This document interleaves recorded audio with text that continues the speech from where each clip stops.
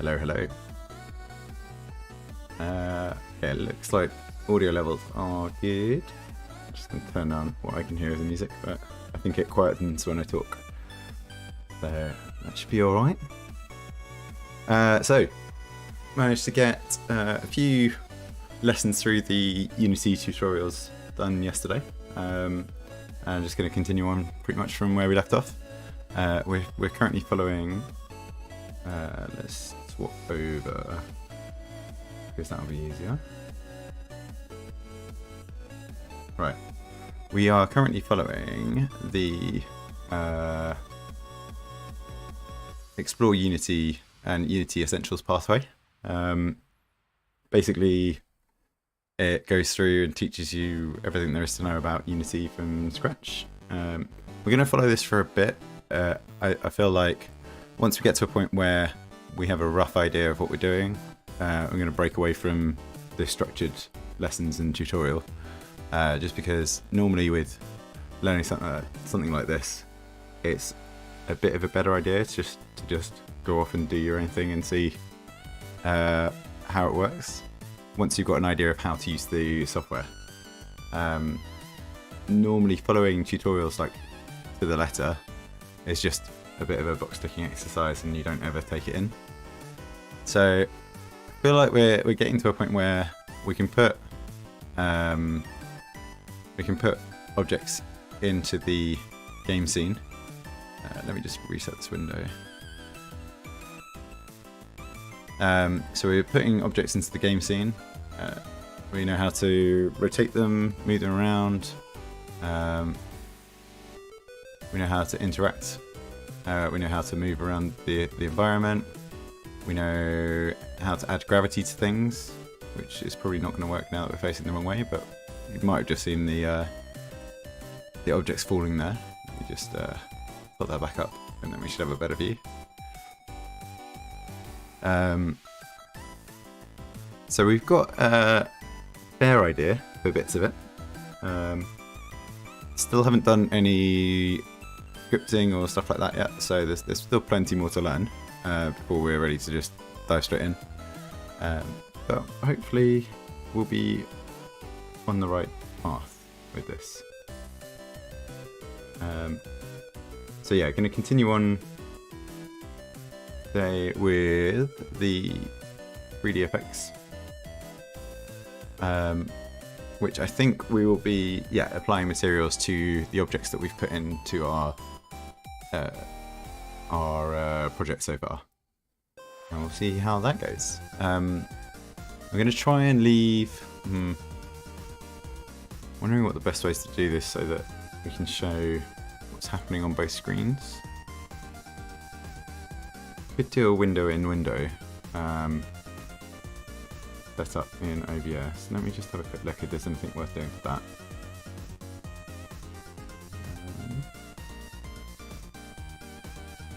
Yeah, it's going to be difficult because it's going to hide some of the screen. I think what we'll do, we'll just continue on with how I was doing it yesterday, where I'm going to be viewing the tutorial on my second screen and leaving just Unity as it is on the primary screen. And then if there's anything interesting, I'll drag the screen over so that I can show. But I think that will be okay. And let's just sort out my windows for a second. That's getting there. That's getting there. Okay. So where we got to yesterday, we've got this monument item that we're still in the play mode, that we built up. All different bits interacting with each other, combining items together so that they're easier to control and manipulate, and adding in some gravity. Yeah. Oh yeah, and I did just want to test because alerts weren't working yesterday, but I think I fixed them. I'm just going to rerun the last alert and just double check.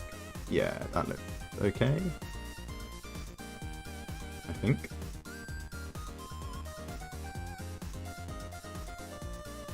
Okay, I can see it there, I can see it there. It just didn't... Oh, there it is, okay. Nice. Right. We are all set. So this session, we're going to be looking at creating effects for 3D game objects.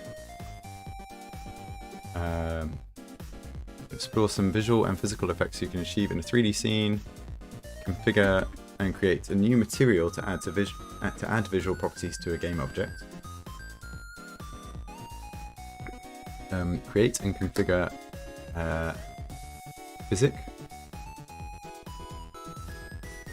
physic material. Oh, that must be the name of the way they've done it in Unity. A physic material to add physical properties to a game object and configure the directional light. Okay. The materials are components that define the surface characteristics of objects and how those surfaces interact with light. In each new 3D scene, directional light is included to simulate the sun.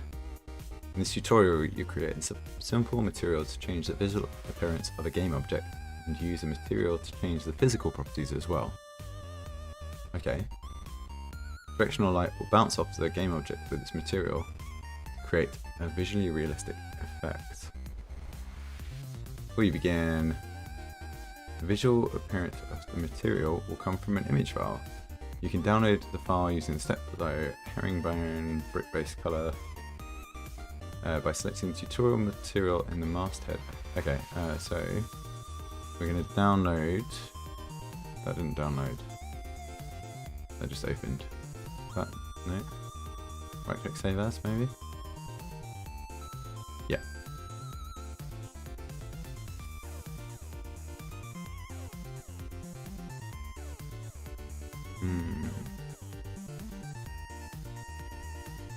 Let's just pop this in the chat because it hasn't popped up yet. That's just center booth.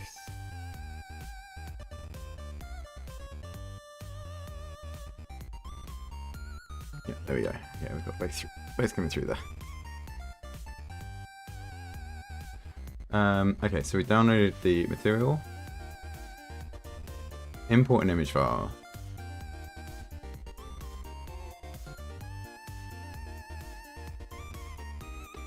To make your Unity windows match the examples below, right-click the tab at the project window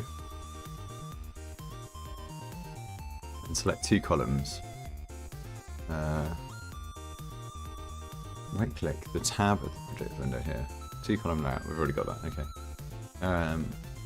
The folders of your project appear in the left column, and the contents of the selected folder in the right. Yep. Right-click the assets folder and add a new folder. Oh, create material. New material. Okay. Rename the new material as brick material. Where's the... Okay, brick. Material, all one word, I'm guessing. Yeah. Preview of the material is here in the corner. And you can see how light interacts with the material at many angles. When you select the material in the project window, a more accurate preview appears in a resizable window of the inspector. There's this thing here.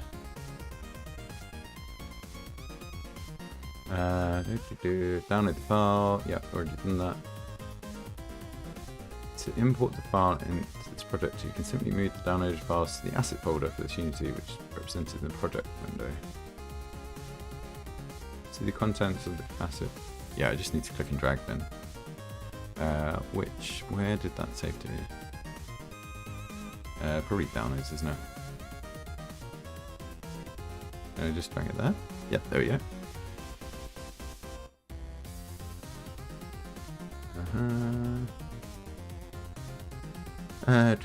When you return to Unity, you will see its icon. Yep. Mark step is completed. Create the brick material. Select the brick material in the inspector window. Select the circle icon next to the albedo property. This one. Okay. Select. Cool.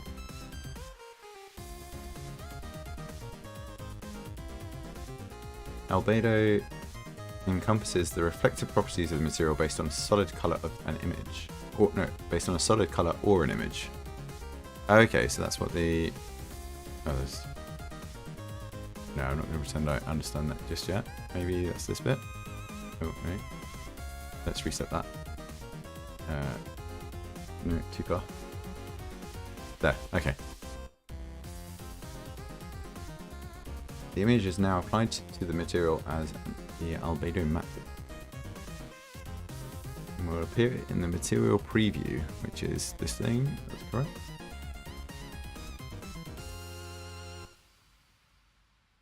Drag the material onto the cube. In the, it says saying create a new new cube game object. So what I'm going to do is I'm just going to select all of these objects that we've made, and we'll keep this all going by just moving everything apart from the main camera and the directional light. Oh no, what we wanted. I wanted all of that, not that, not that. And we're going to shift you all down, go far away so we've got some more space. And we're going back to our center. Where's 0, 0? Actually, there was a way to reset, wasn't there? Window.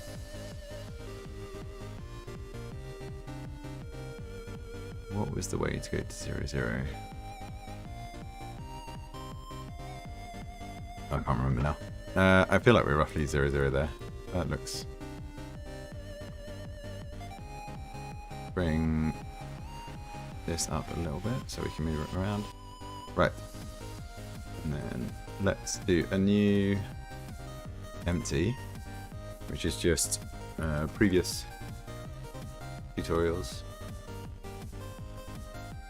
And we're just going to pop all of this stuff in there. And then we can hide it away. Right, new cube. At 0, 0. And if we drag, what do we drag? The material, which is this one. There we go, it's now got a brick surface. And we can see that it's reacting to the light.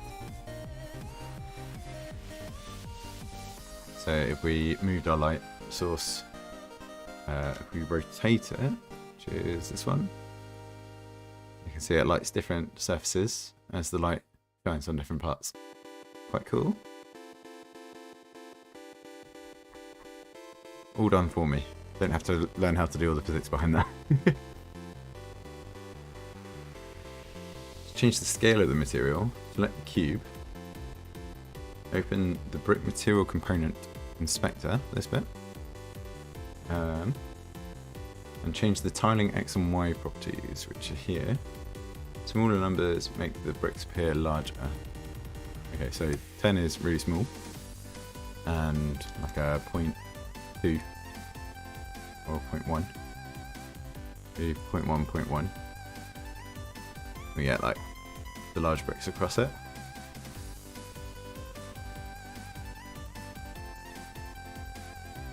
I mean, obviously it's a bit unusual surface texture, but it's just a demonstration for the tutorial.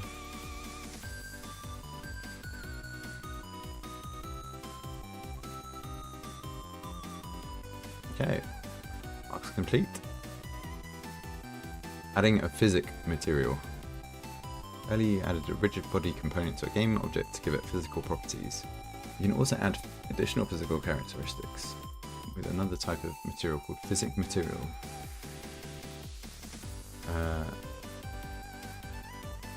Okay, with physic materials you can make an object bounce and change its friction and drag properties. These properties take effect when the object is under the effects of gravity. Physic materials don't change the visual properties of the game object's mesh. Hey. Yeah, learning Unity. Just going through the Unity Essentials tutorial. It's going to be slow going, but yeah, it's going okay so far, I think.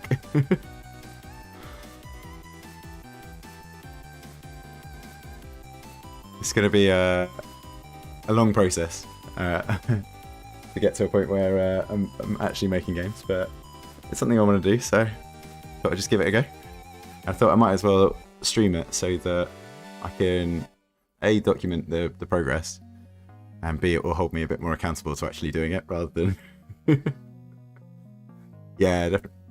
Are you a game designer then?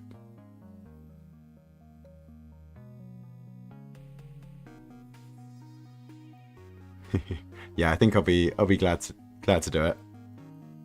I've been wanting to do game design for a while and just never got round to like making the time for it. But that's always an excuse. There's always time for it.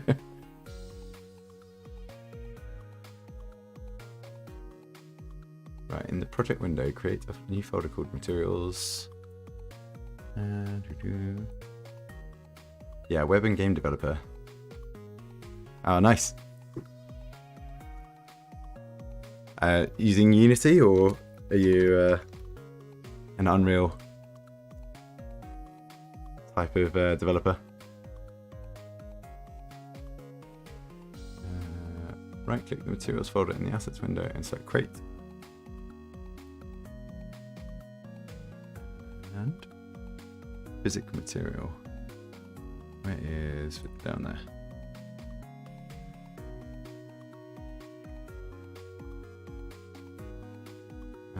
Renaming the material to bouncy ball. Oh, I didn't realize it's different. I suppose it should be. It's like is it more like a click and drag connecting nodes kind of thing rather than scripting? I mean, I've not even got to the scripting bit of Unity, but I have seen that it's mostly built on C#.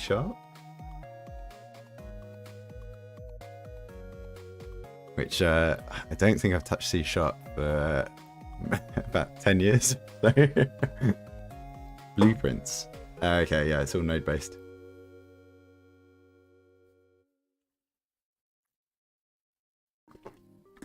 I assume it would give you an option to do a scripting side of it as well, right? Ah, right.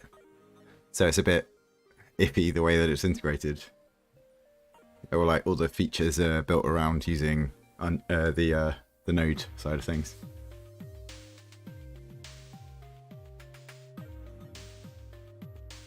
Select the new physics material. Change the bounciness value to 1. Select the cube in the inspector window. Select add component. And add the rigid body.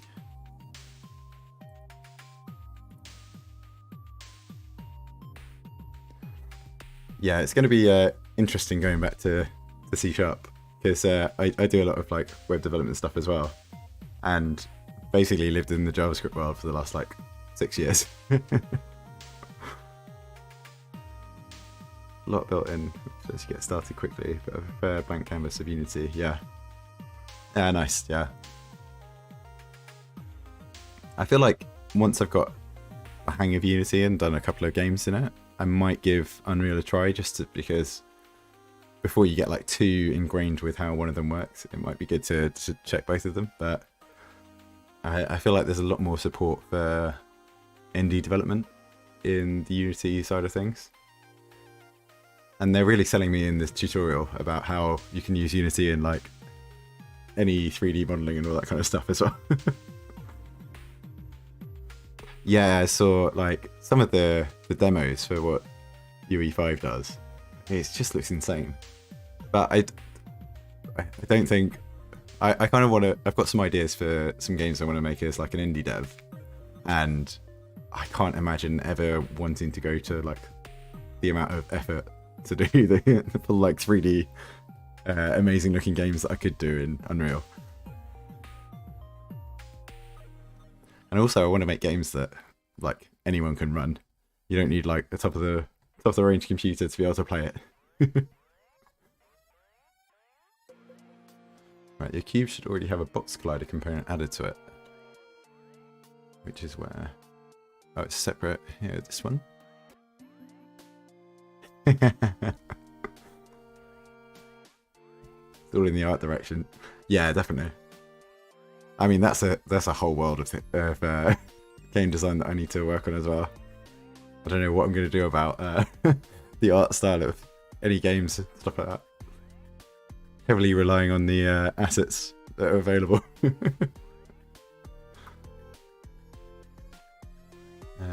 Drag the new bounce physical material you created earlier into the material slot of the box collider here.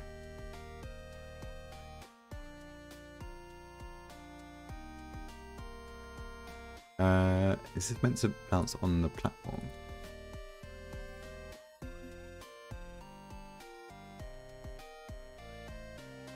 Oh, wow. A year or two. Oh no, don't say that. But yeah, that's the kind of learning that I tend to do. Is like, I'll put something off for ages, and then I'll start like bookmarking tutorials that I think are good. And then one weekend I'll just sit down and run through and just like really go all in on it. And hopefully it's enough to kickstart a habit or a hobby.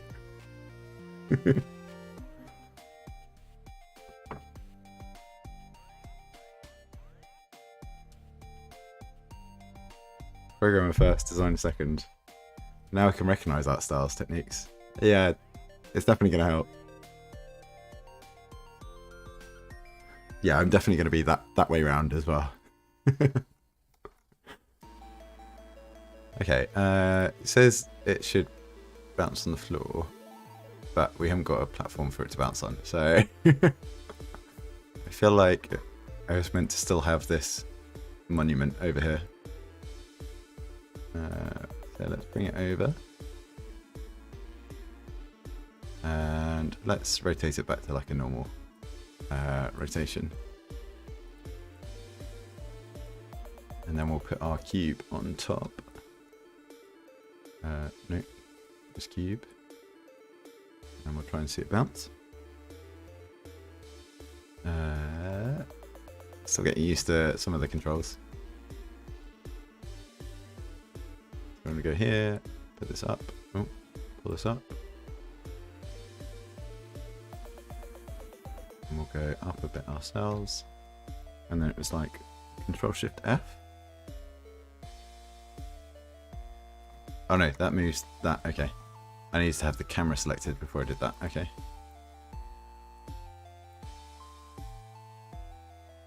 And then select the camera, then Control-Shift-F. Right, and then actually we want to zoom in a bit more. And then play. And we should have a bit of a bounce. Nice. Use Blender a lot with Unity. Yeah, I followed through the standard donut tutorial by Blender Guru, like the one that everyone does when they start Blender. So that's the extent of my use of Blender so far, which was quite interesting. There's so much more to it though than that. Obviously that's just like the intro to it, but I feel like that's hardly scratching the surface. I do like that in Unity you can go to like, if you right click and you can use WSD to move around. Yeah, the tutorials that you get are so good. God, I think I've got some bots in the YouTube side of things. Let me just get rid of that. Oh. Bring that up, bring that there. Spotify up. Need to figure out a way to like avoid the bots.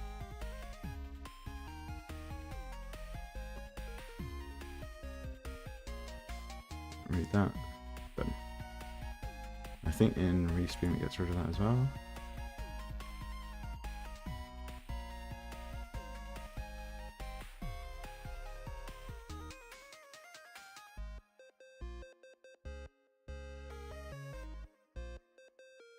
Right, that should go, I think.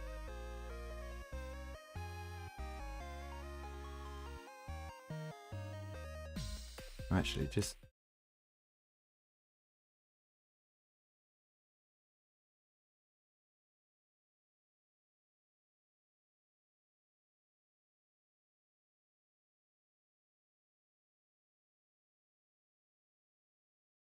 there we go. Right. I think we should be back. Yeah, the tutorials you get from Blender Guru though is so good.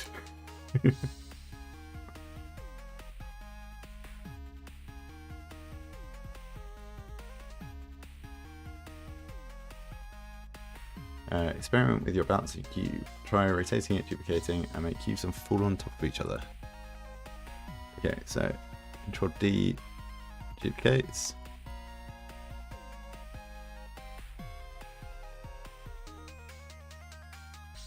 Learning about UV unwrapping is definitely helpful with game dev. No idea what that is. That's in the to learn about file then.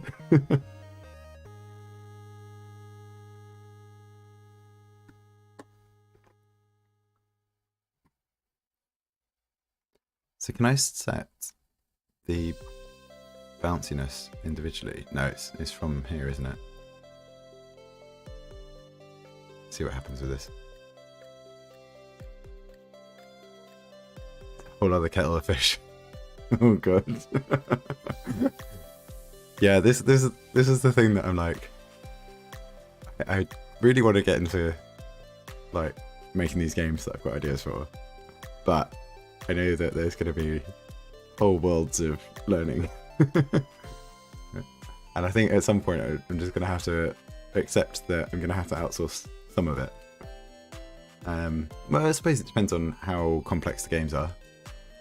I'm going to see how much I can do before I have to rely on outsourcing. Yeah, that's the thing.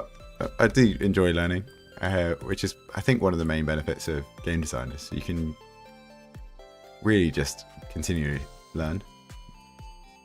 So if we can line that up. Line that up. No, that's not below, is it? Yeah, it's too low.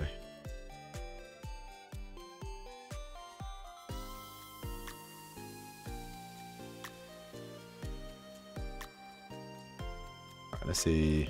Do they land on each other? Roughly. Cool.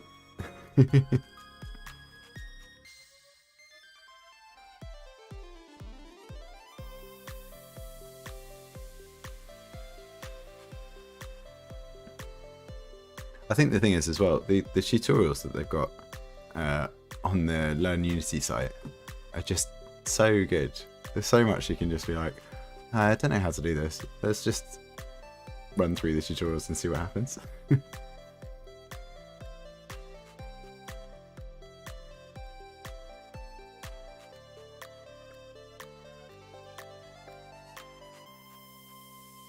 Right, in a new 3D scene. Oh no, it's just saying I have directional light. You can manipulate this light with transform tools like any other. Yeah, we've already been messing around with that a little bit.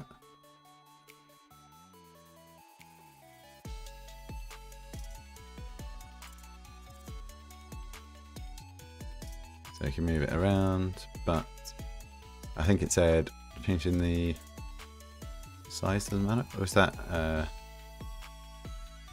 yeah, I think it's just the rotations that we have an effect on. Yeah,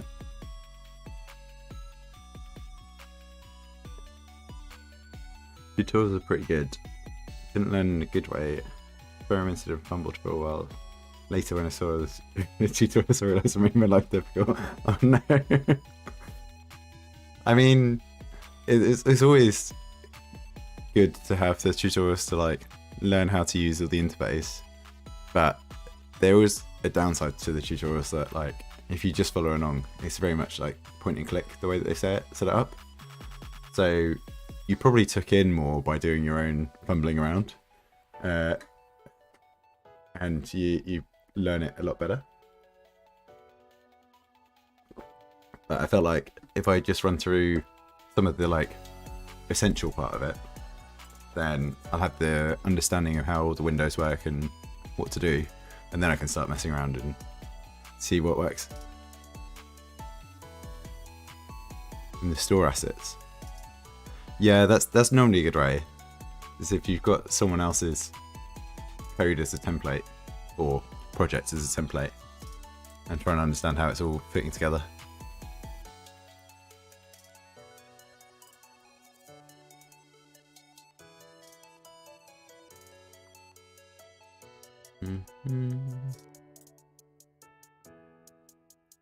Change the rotation. Yeah, we've done that.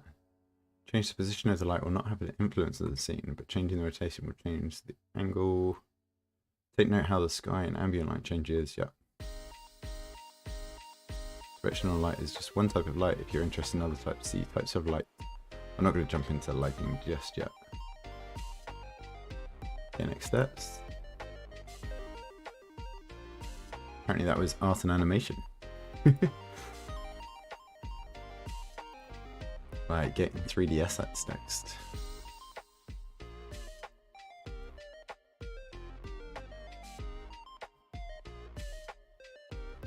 So in this tutorial, you'll be able to explain the content creation tools that support real-time 3D production, navigate to the asset store in a web browser, search and filter, and import assets automatically via a Unity account.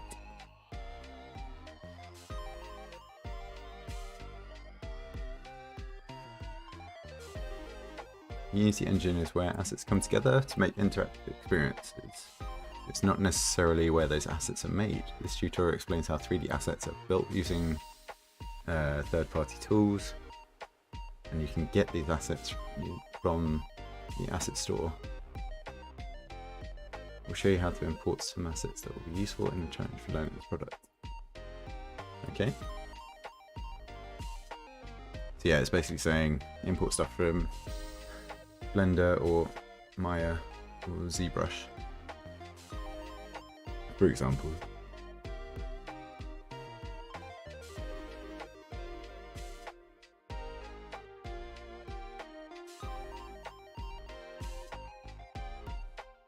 It models the shape of a 3D object, rig it so it can be animated, and animate it to move in a particular way, and texture it to give color and shading.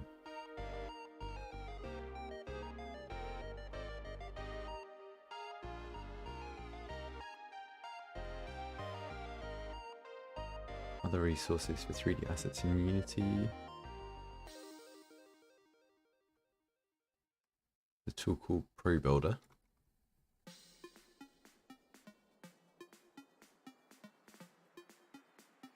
Okay, so you can build stuff directly in Unity.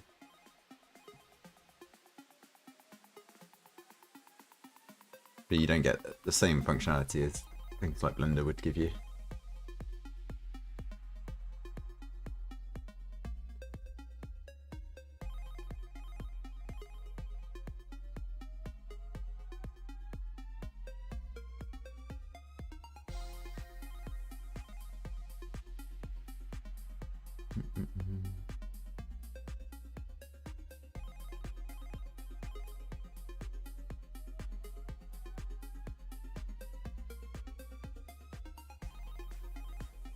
Okay, just got a quick video.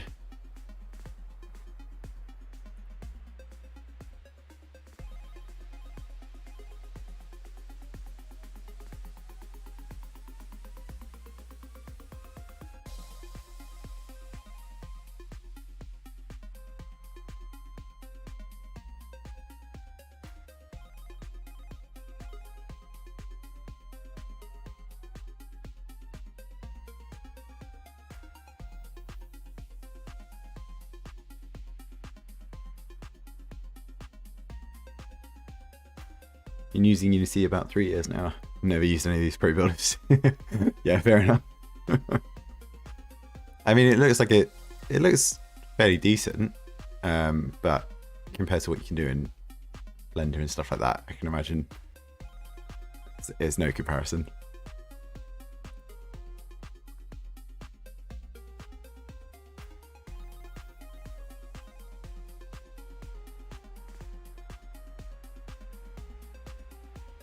Yeah, I've seen some speed up before. So let's skip that one. Right. Get assets from the asset store.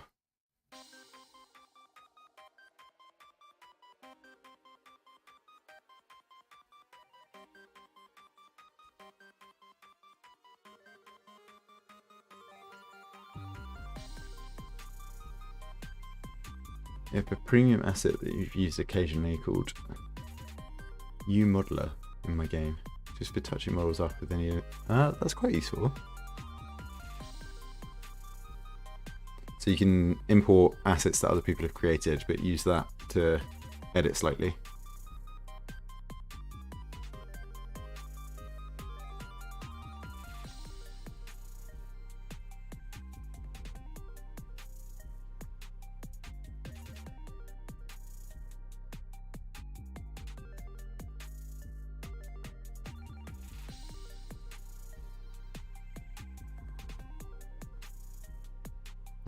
What do I need to do? To the asset store, search for materials, and look for free assets.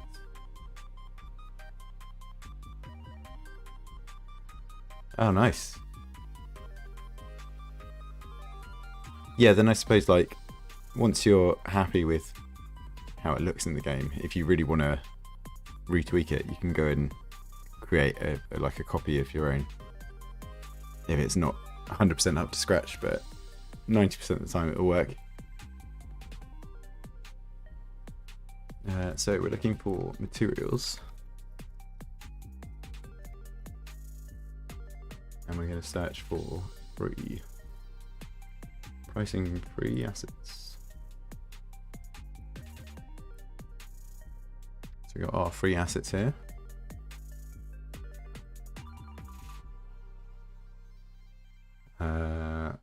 We recommend 3 ground materials, UGs. Be sure to find assets that are compatible with the version of Unity you're using.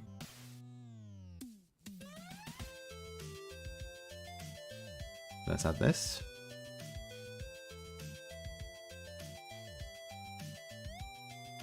Okay, just standard. Accept that.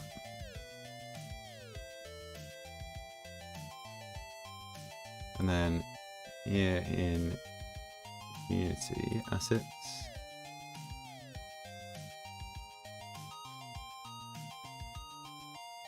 let's not jump ahead. Let's see what they tell me to do.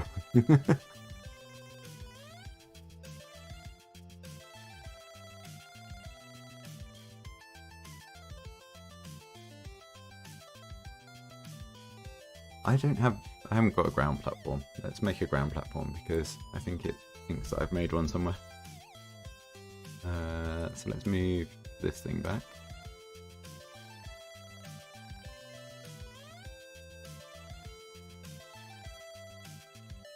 Used to be pretty pedantic about doing things the right way with level design. But studying other games and level design techniques, there's no game painting over the cracks. Yeah. Yeah, that's the thing.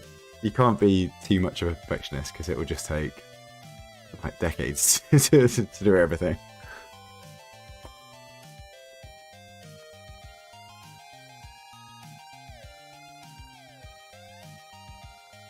Okay, I need a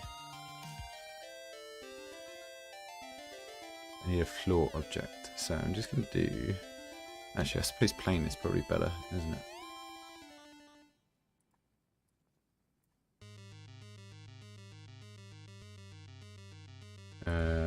Let's put to 0, 0, 0. Let's put these guys to 0, 0-ish. Oh, you can't scroll it. Oh, it's here. Right. I'm going to come roughly to 0. And bring him back over.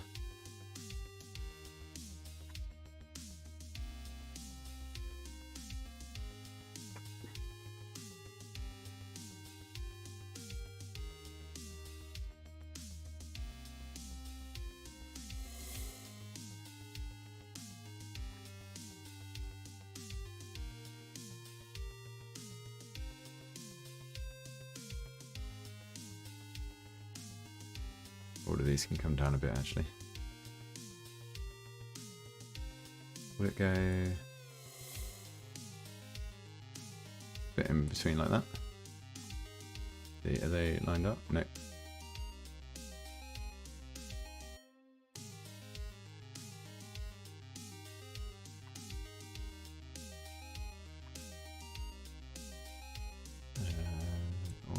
that way.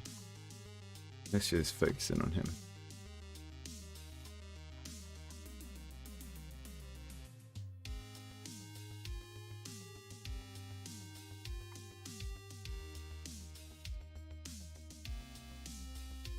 Okay. For completing up-to-date instructions for downloading importer assets from into your project.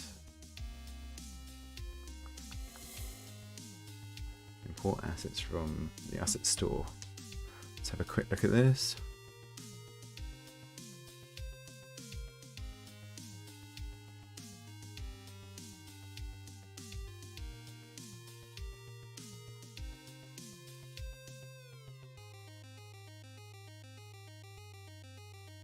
Okay, so it's in the Unity hub. Okay.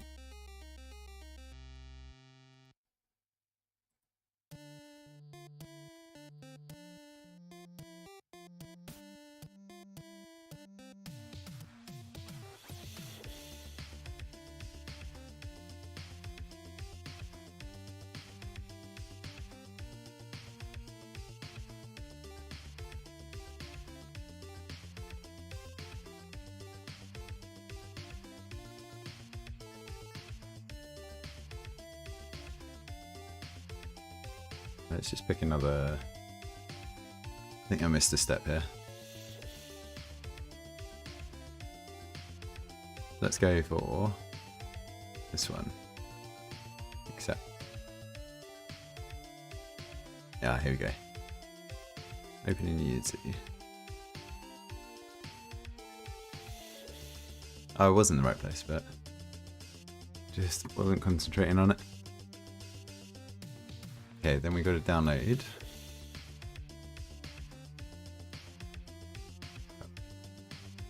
Does that not click? No.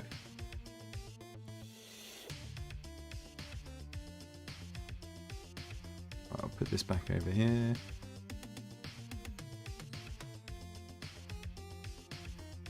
Might as well get this as well.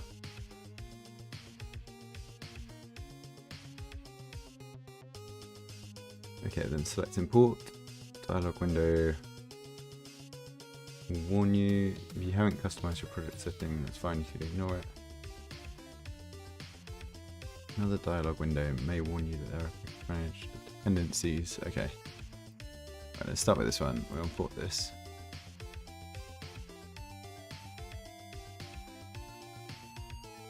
Sure, let's just import all of it.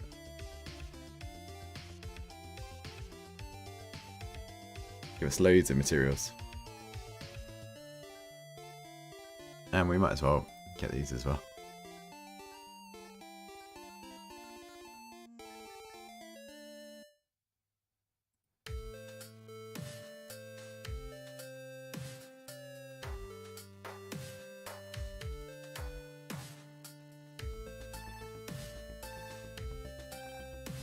What's this? Hey, Browner.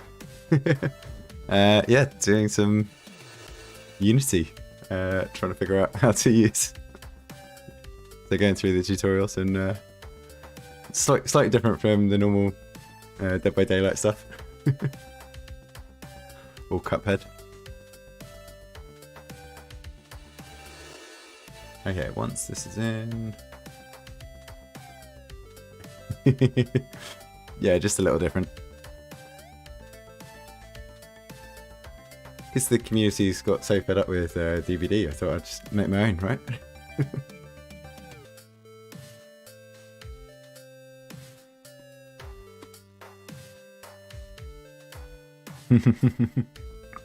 No, it'll be a long time until I get to that, if that was the case.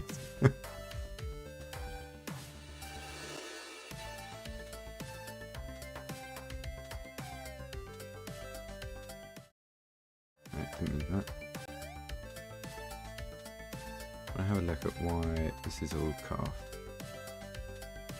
Nope. I think I've got the chat in the wrong place, so it's cutting off new chat.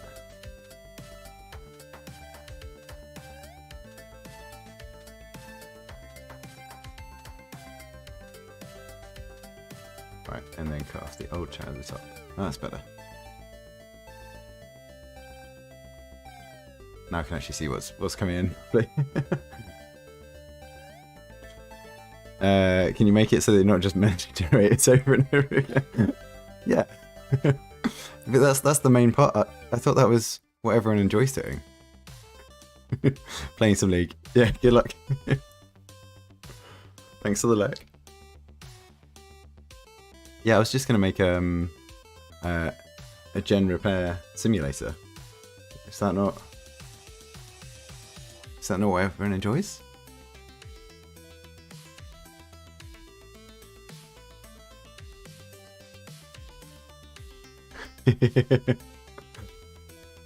Yeah, a lot of people have thrown in the towel recently. I've only just started playing it like probably about almost a year ago now. So it's not just started playing it, but still enjoying it enough.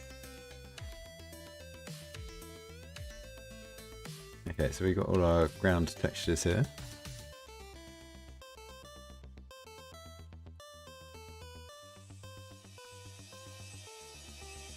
Let's keep the asset store open because that's quite interesting to have a little browse through. Select one of the materials and add it to your ground platform. Let's just call this ground for now. And obviously we've got to use lava.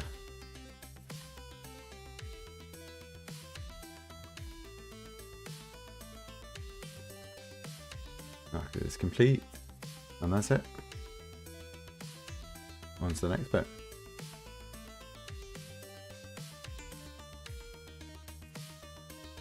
I think the new killer looks quite interesting.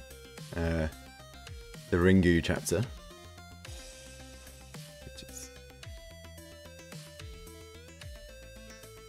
It's funny how much like people jump on it on the very first day that the test build comes out, and then by like 2 hours later everyone's a bit bored of it. Right, let's just double check.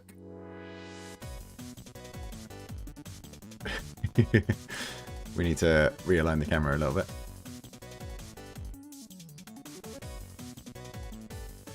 Let's say about here. Make sure I've got the camera.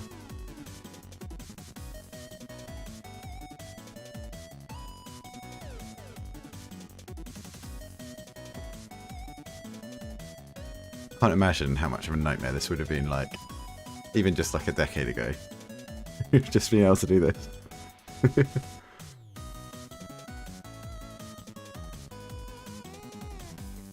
few times you've played it with your friend, you want to try being a killer. Yeah, you can't be a killer unless you're in private lobby, and then you can't earn in-game like blood points and stuff like that because you can just do that to farm otherwise. So that yeah, they've had to make it so that it's two separate queues. I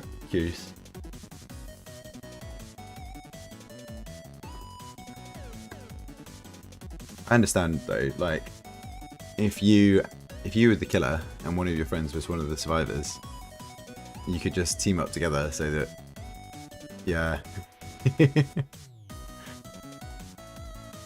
Well, you can just do private lobbies.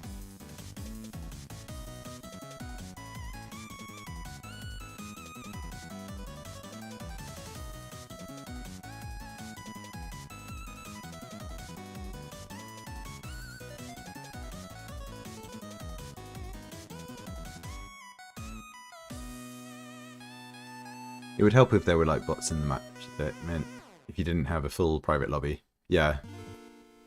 If you could put bots in.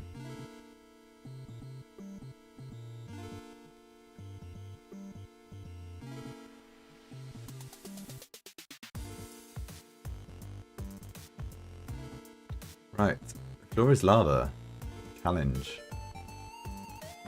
Time to put your new skills to the test. In this challenge assignment, you'll create a track for the ball to roll on without touching the floor. Make your track as long as you dare, but don't let the ball drop, because the floor is lava.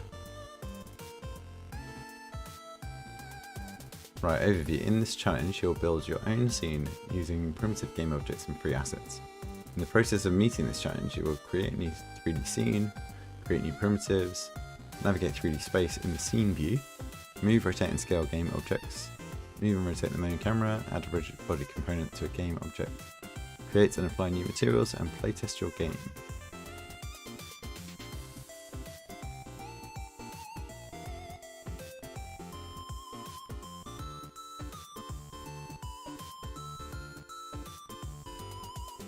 Okay, so this is the challenge that we're doing now. A few instructions are provided below, but the creative part is all up to you.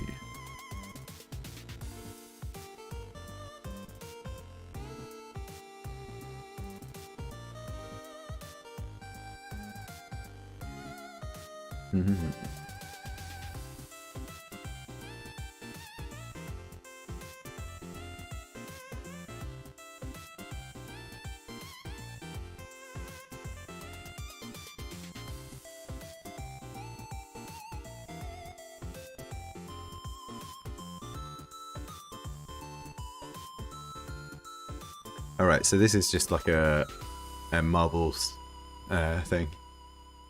Like a marble run idea. I was like, I don't know how to control... yeah. It does look like it's that kind of... But no, by the looks of it is... just create a track that the ball will roll down naturally and doesn't fall off. So yeah, should be nice and interesting. So what we're going to do is a new project, new 3D project, and we're going to call it Floor is Lava.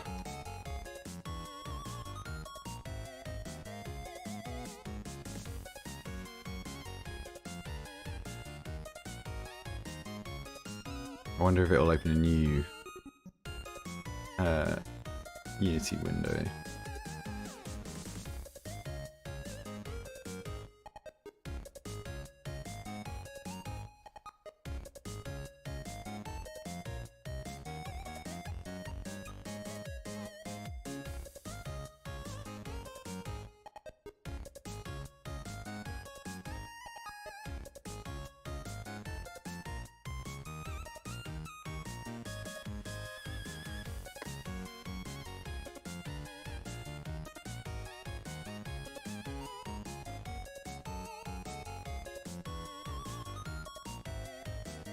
I don't know why it's being so slow. I don't think it was this slow last time.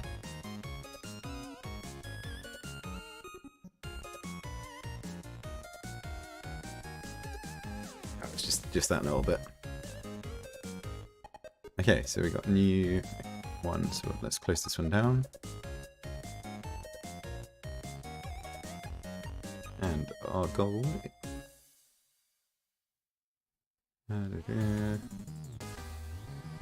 So we need the ball, the path, and the floor, which is the lava. Cool. Right, let's start with our floor, which is going to call lava, and we can stretch this out. Oh, we're really zoomed in there, aren't we? Let's go in the X direction. Actually, might as well go both. Big field of lava. We want to bring in this. No. That's not the right thing.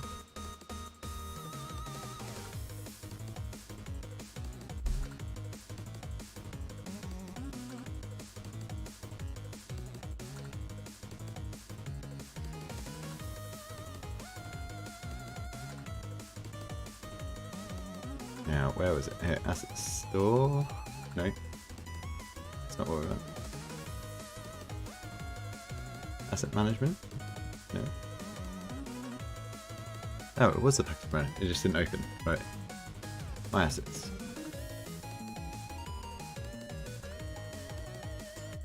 And we want to import these.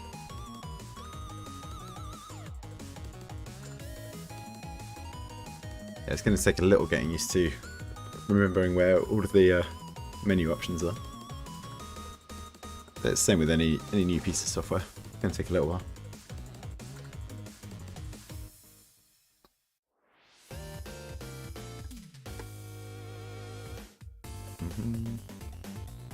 Yep, import all of those.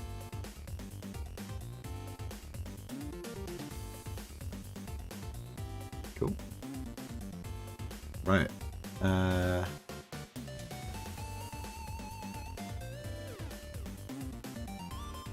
Well, we've got lots of options here. What's this look like? We need to scale it down a little bit, I think. Oh, it's a combination of these. Ah, okay, I see.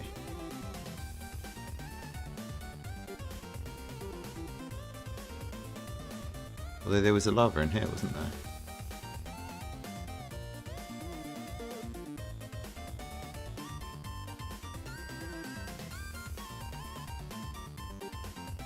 Right, we've got our lava then. Nice and easy. And we have our ball. I think.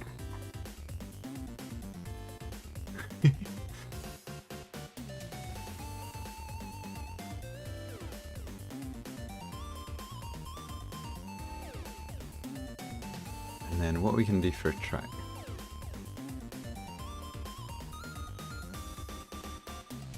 What's terrain? What's that done? Has that added something? Oh, it's added this. No, we don't want terrain.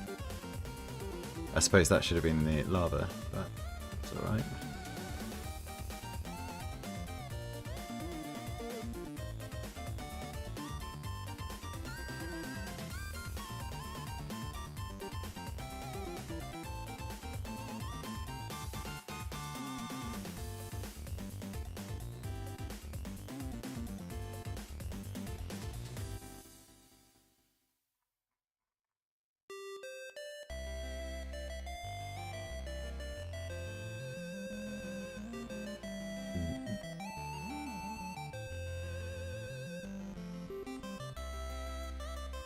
Where do we put our sphere? Got there, okay.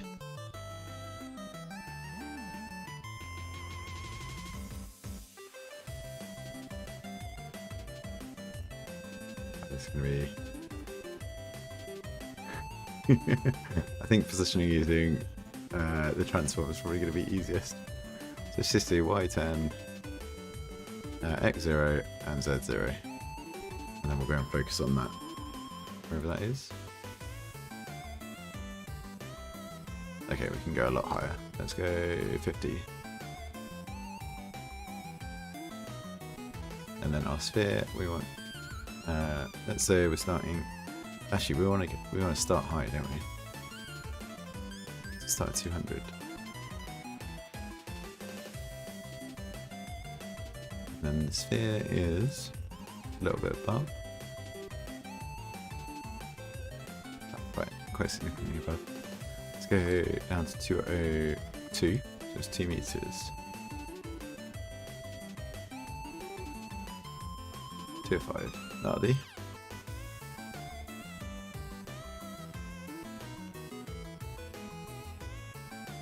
And then I suppose I could just do a track which is like things to bounce off of. Doesn't really have to be a groove to follow or stuff like that.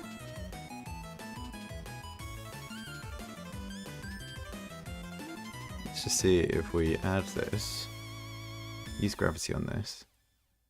Will it interact with that? Let's just check that to start with. So main camera here, looking here, and does the ball bounce off the cylinder? Yep. Wasn't sure if it would just clip straight through.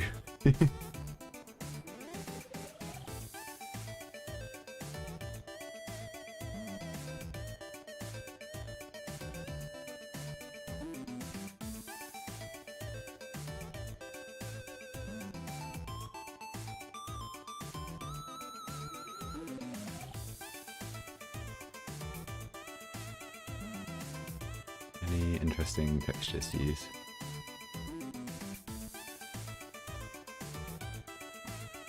No, let's go back to the asset store. Materials.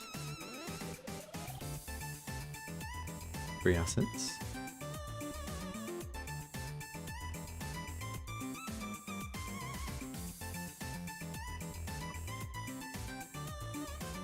I don't even know what I want to look for.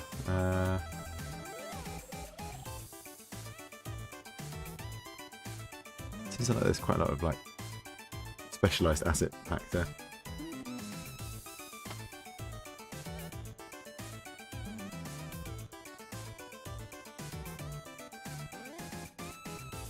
Sort by rating. Let's sort by rating.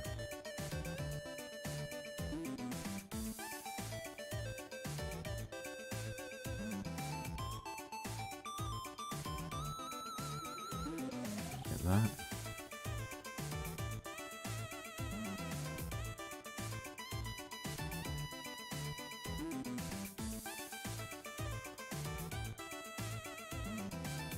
Download and import.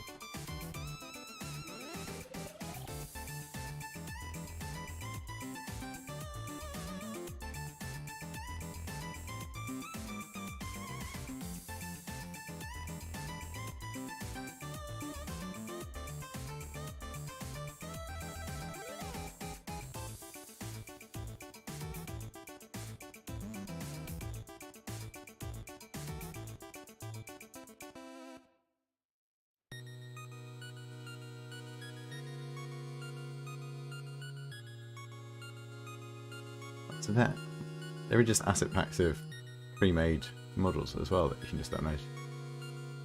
That is quite useful.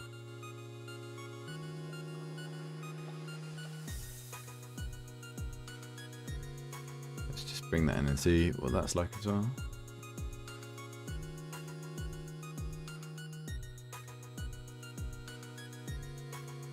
Import that.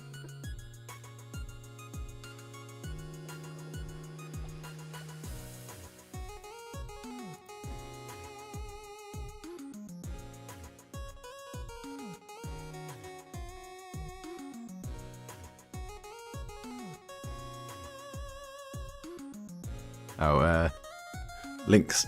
I think links get auto removed, sorry. I've just got the default auto mod stuff on. I think by part of that they just blend swap. Have a little look at that.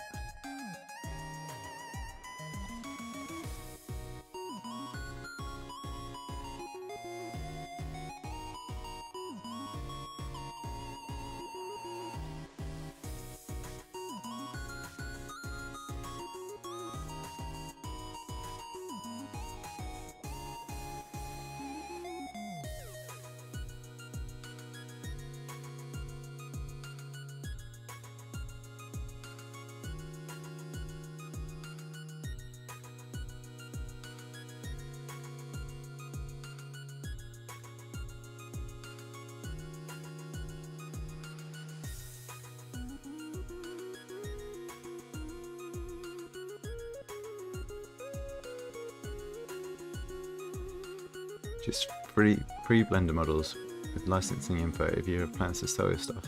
Oh, nice. Okay.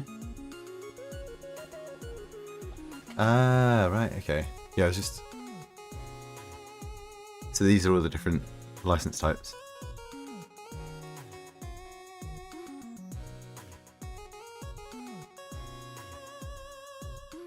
That's useful for drawing things up quickly.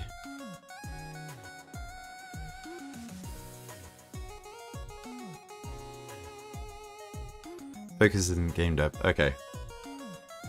So it might need some of that tweaking that you were talking about before. But that'll be good starting point.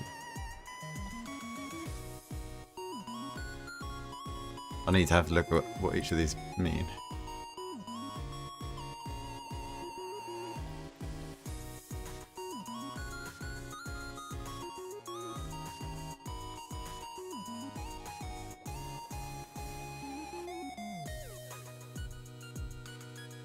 Nice. They have to go in and remove cameras, lights and stuff. Ah, I see, yeah. That looks cool. Yeah, thank you.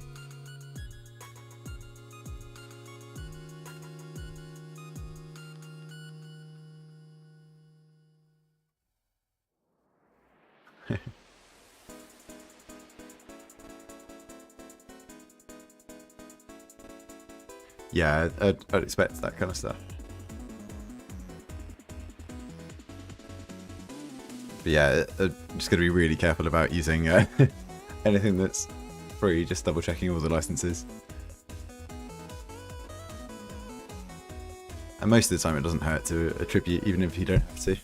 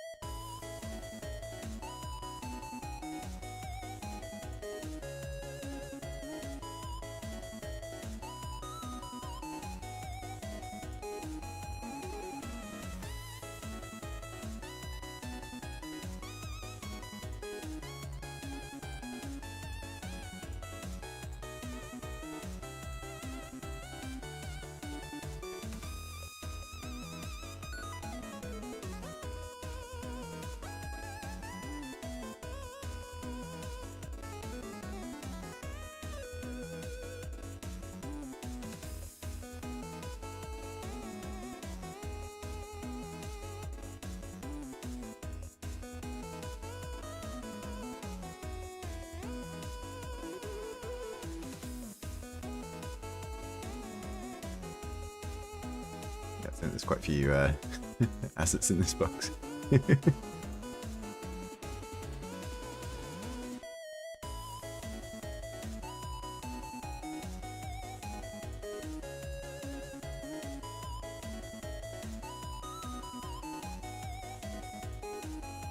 Nice.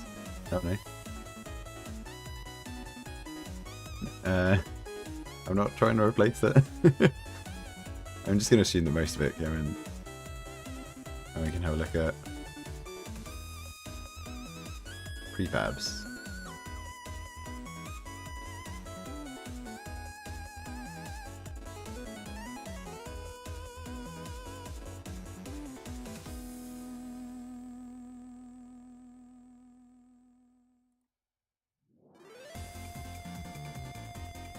So I wonder, can I just click and drag that? And then we're up at like 200 here.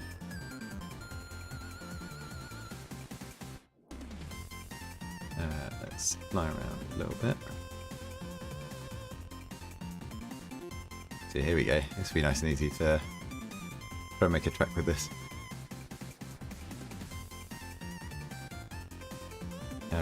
Rotates around a little bit then. Rather than the cylinders, let's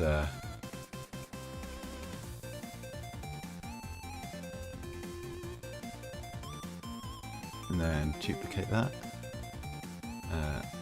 Move it. Let's move it this way a bit.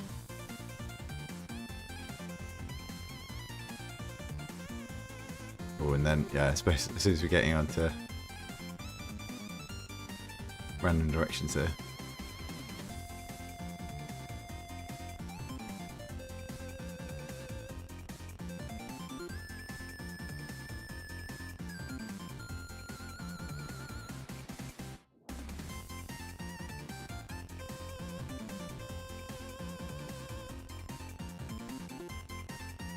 So how do we do it before we do create?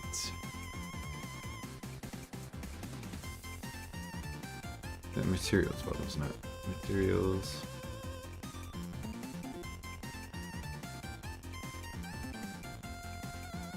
And then physics material. And then we're going to put this as bounce. And give it, let's give it a really high bounciness.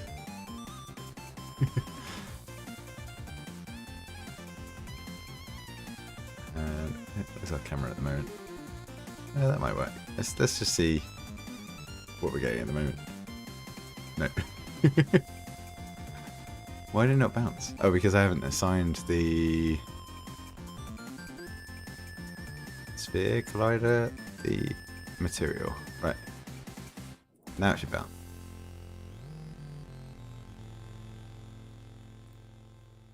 Okay, we want to go way up with the bounce though. Oh, it didn't save. Why can I not change it?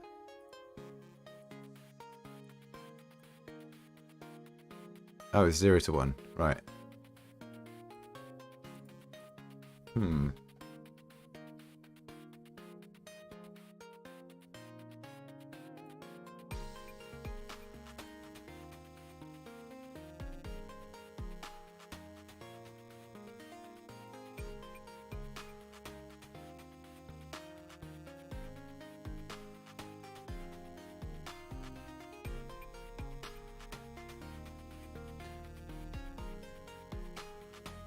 Maybe it's changing these values.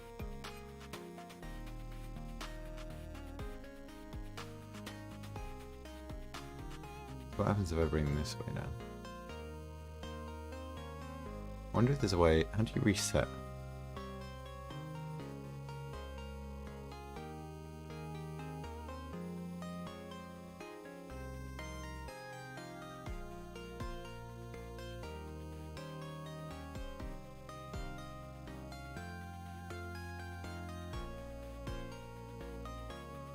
Okay, so if this is down at 0 for both of those, what happens? Doesn't really seem to be much different.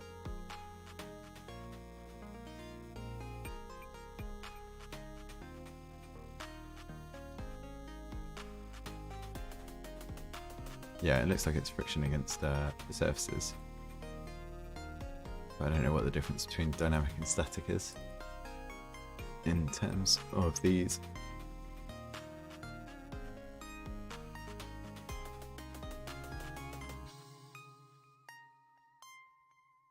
So yeah, that does what you'd expect. Put the static friction way up.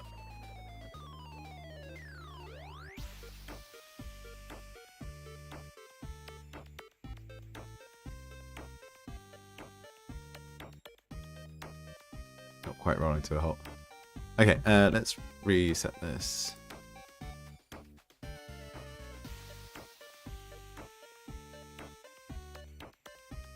Not that much.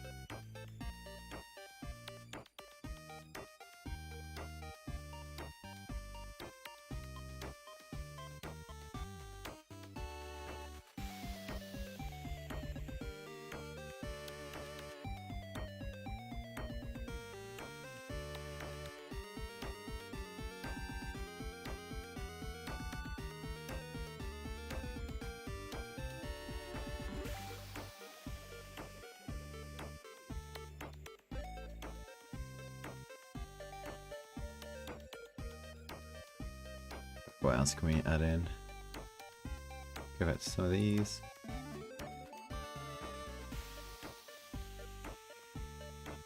Here we go.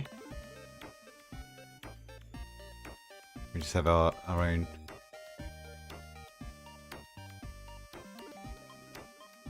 Don't even need to bother making half pipes and stuff like that.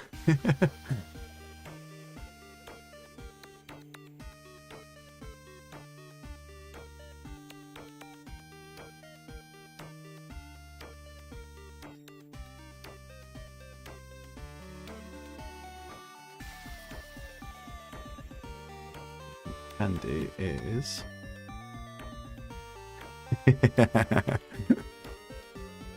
I know that's the wrong axis to stretch. Maybe it's the Y axis.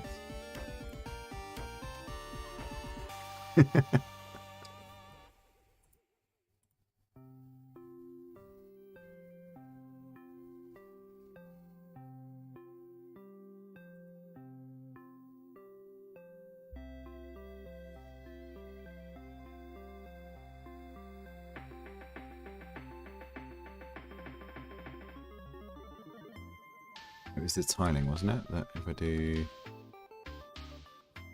smaller.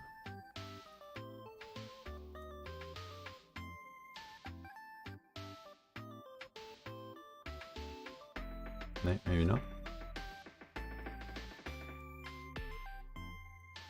Maybe because it's already done. Might be locked in.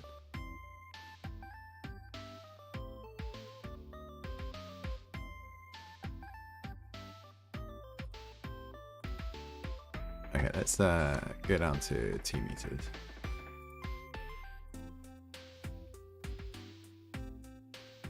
The wrong tiling values. Is it in?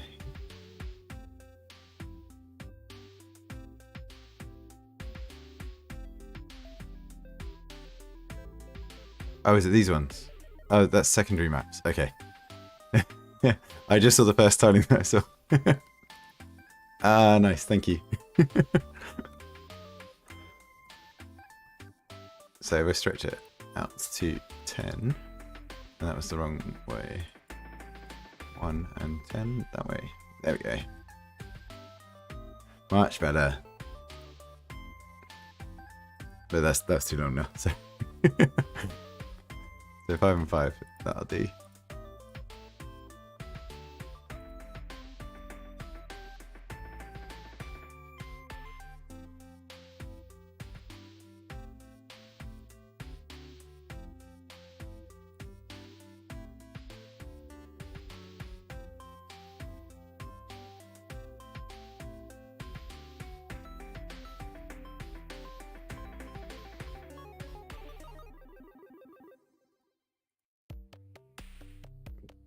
Didn't mean that.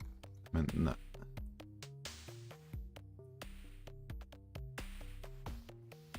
Yeah. Yeah. I mean, at the moment, I'm just kind of glossing over most of the config options here. They're all going to make sense eventually, but actually, they're probably not all. They're never all going to make sense. But the ones that I need to worry about will make sense eventually.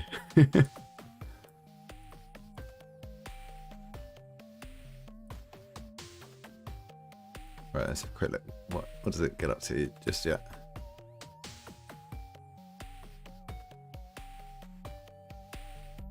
Very basic. Can I speed it up?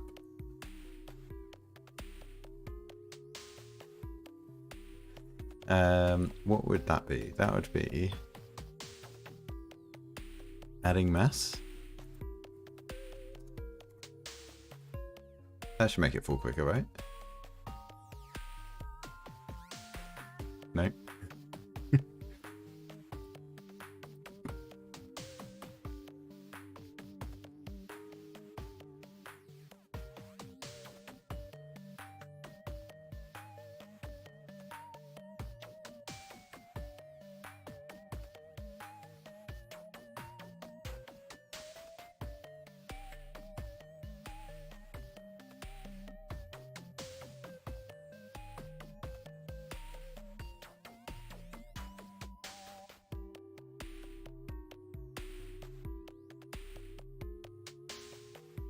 Set speed of what are these things called? Game objects.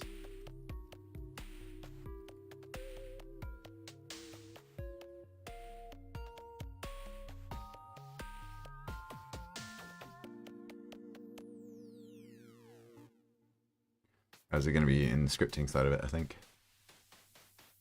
Yeah, okay. We're not quite there yet.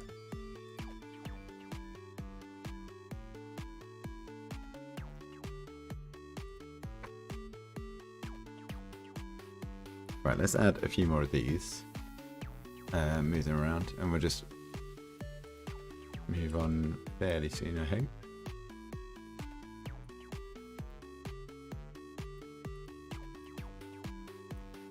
And another one of these.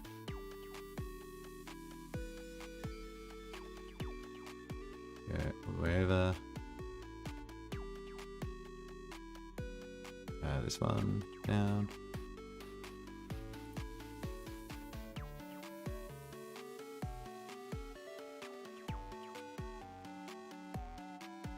I suppose really I should use this tool. So that'll make it easier just to add in lots of different things at the same time. Variations.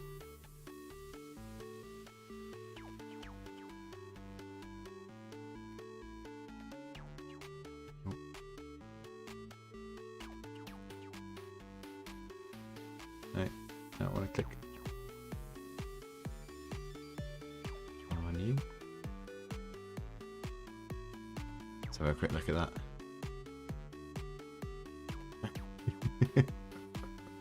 Most of them straight off.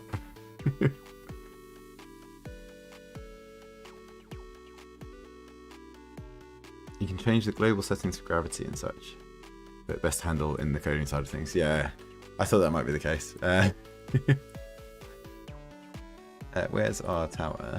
Let's do not that rotation. Not really that rotation either. Hopefully we catch a few more of these.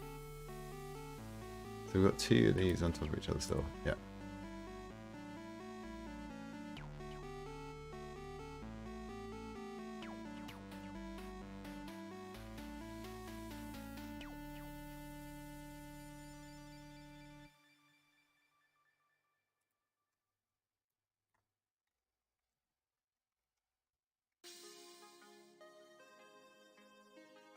See how these scenes are going to get really messy really quickly as well, though. Unless you're organising all the structure in the hierarchy a lot.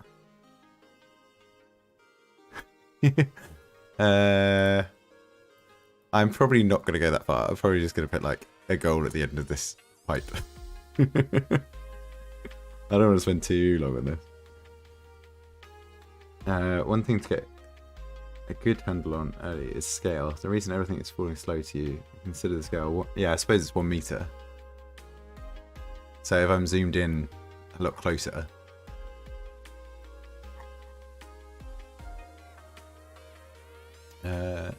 is there a way to... Oh, it's there. That's what I wanted.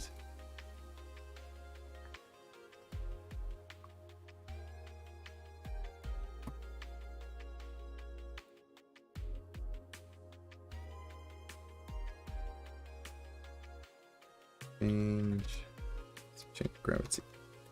Unity.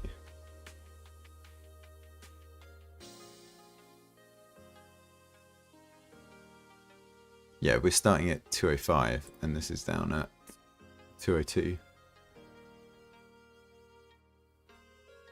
We're yeah, dropping 3 meters down.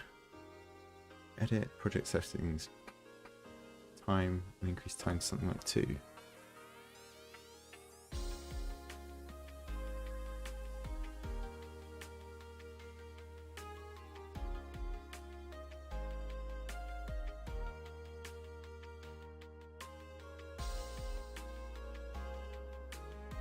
Be good to play around with some of these and see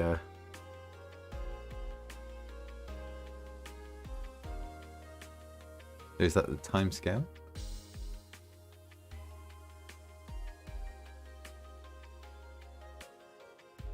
Wait, is one of them... They're all the same size, aren't they? They were just clones of each other. Why does one look so much bigger? I know it's further away, but...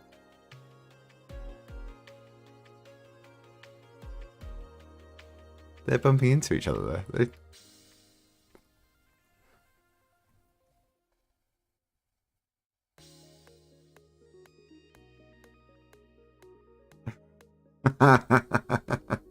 Oh no. Watching a friend do some level design on this game. He was confused why every model he imported was 100 times bigger than the city map. But because he built it at 2 by 2 millimeters. I mean, that would explain it. So it looks like here, bounce threshold. Can I up this load to make it really bouncy?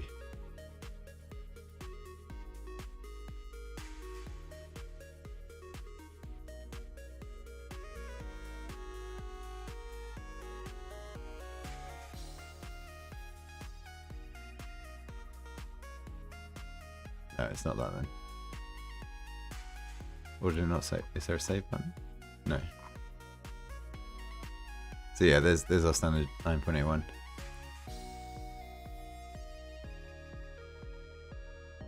So if I wanted to, I could do this like super heavy gravity.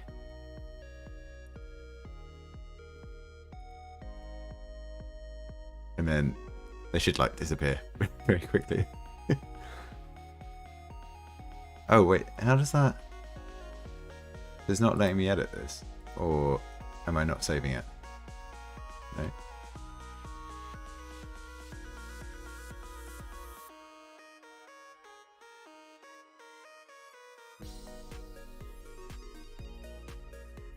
Is it because I'm resetting it when I go in between scenes?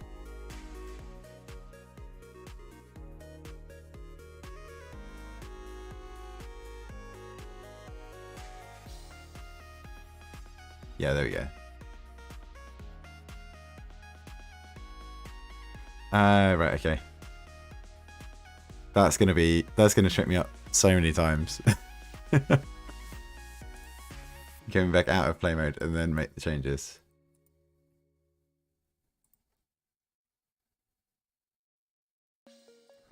So how have I got one of these spheres to be bigger than the others?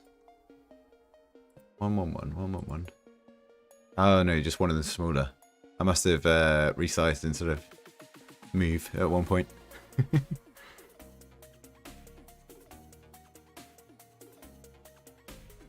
Oh no, that's a nightmare.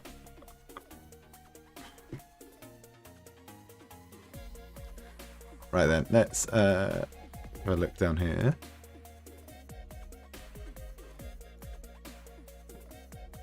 And all we want is some kind of capture point.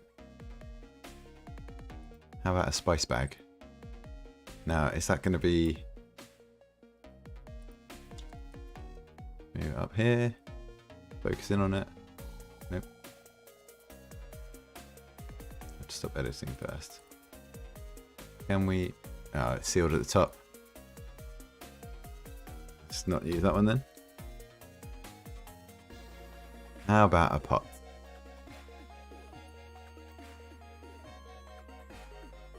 Is that gonna...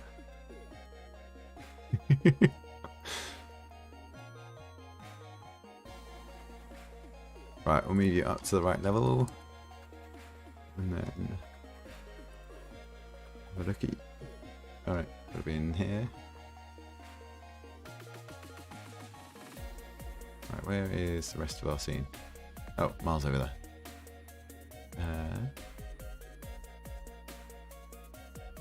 So around 0, 0. Put you over there. And then we'll go and see where you are.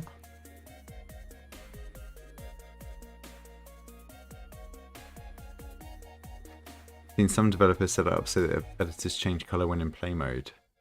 That is probably quite a smart idea. I'm going to see if I get caught out by it. Hopefully I'll just remember. But yeah, I'm definitely going to have to look into that if it's something I keep on running into. Okay, so then let's... Oh no. Can I keep... So if we go 5 by 5. Ooh.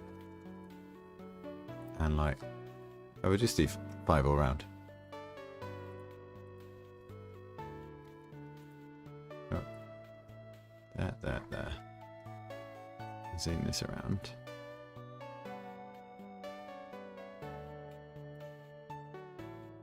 That should be big enough to catch. And then if we move...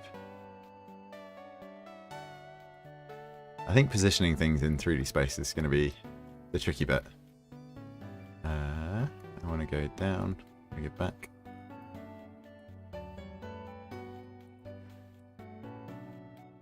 See, look, how do I... I'm just going to have to do this, and then up, and this, and then up.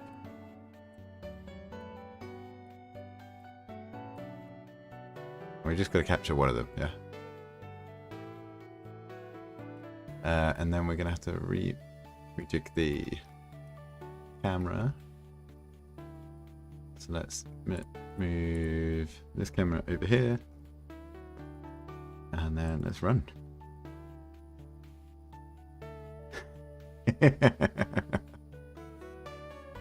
Oh, too far off.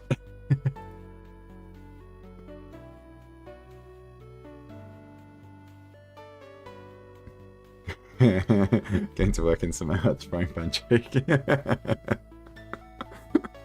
I really could have done. Good shortcut key to know is B. Holding the V key when moving a model will snap to vertices. Ah, okay. So you hold... Ah, wow, that's so useful. Yes, thank you. Because most of the time, yeah, you want to move things in relation to the rest of your level. So it makes a lot of sense to have it snap to that.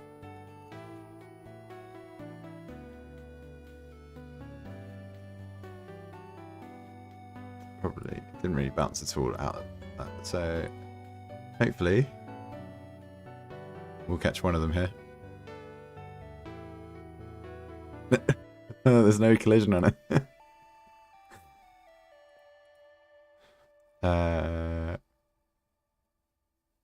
I feel like that just leaked through. I'll double check. Let's look from this angle here. The main camera is going here. And let's just double check it. It did fall through. Yeah, okay. So how do I make it so that it's got give it a rigid body, but don't use gravity on it? Maybe?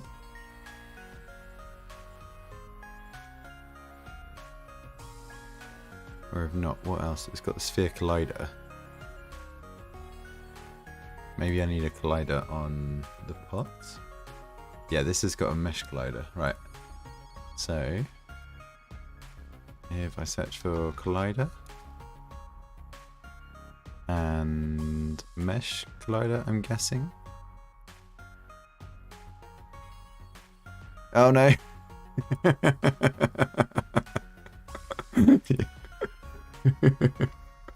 Wait, it's for any change.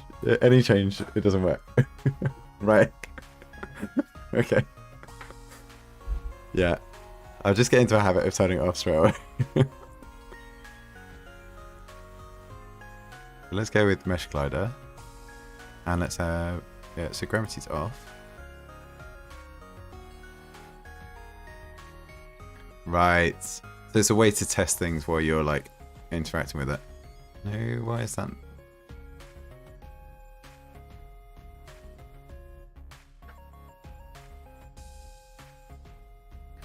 Like the stone column.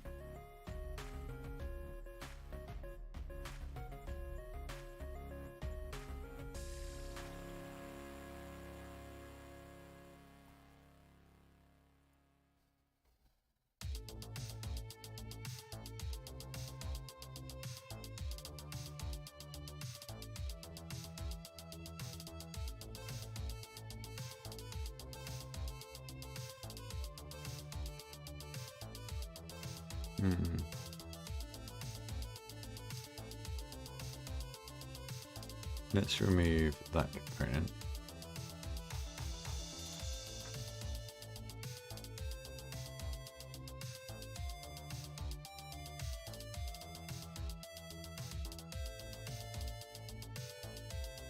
I mean, I'm assuming that collider is what I'm looking for to get elements to hit each other, but I might be completely wrong there. Is it because it's not a mesh?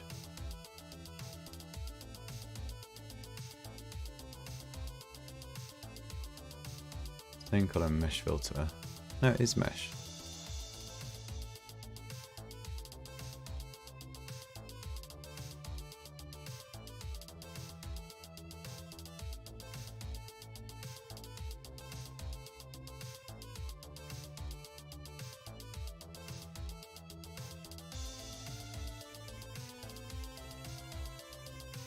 I want to open that.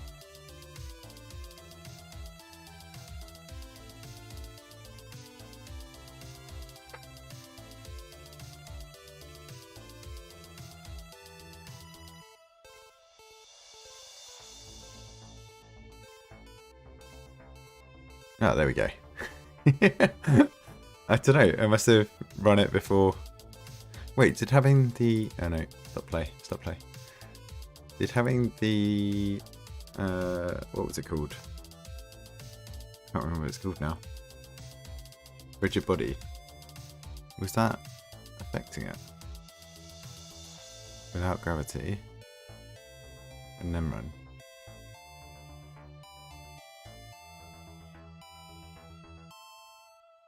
Yeah, okay. So why is that allowing it to fall through?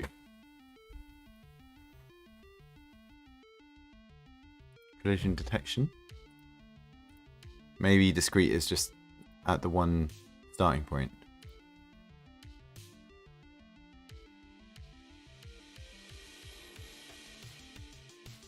Nope.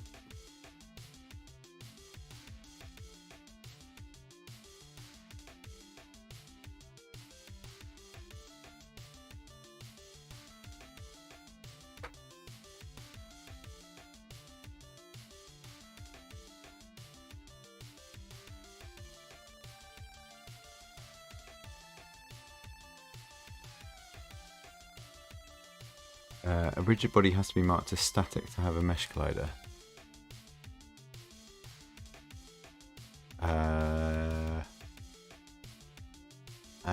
Where? Static options at the top. Oh, then okay. Right. Up here.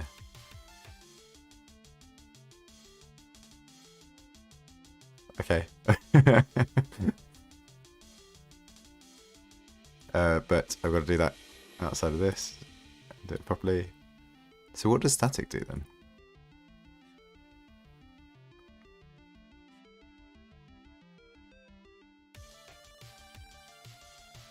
Doesn't really tell you what it does.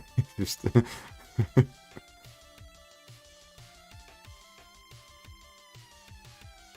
but the pot can be static, right?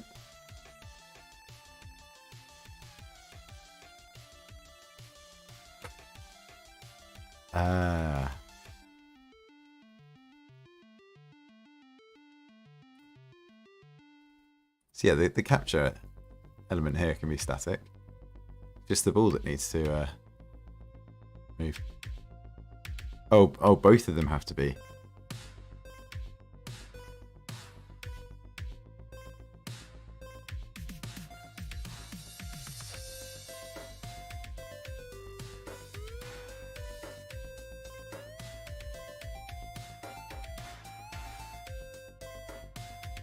Right, yeah, that's probably going to be the easiest thing.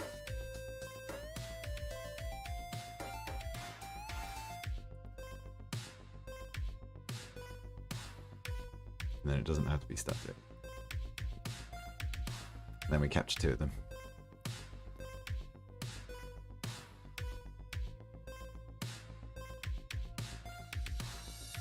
Nice.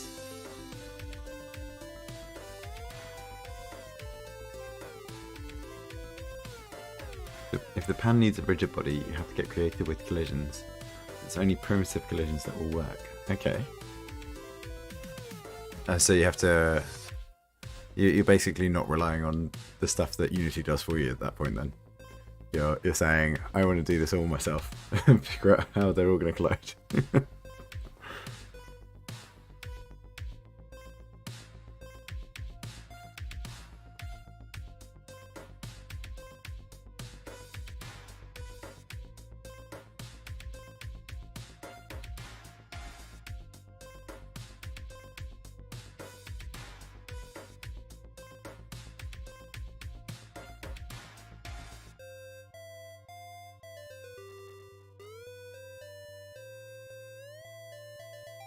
Right, and then what we'll do, away from the game running, rotate around here, and what give some of these more interesting looks.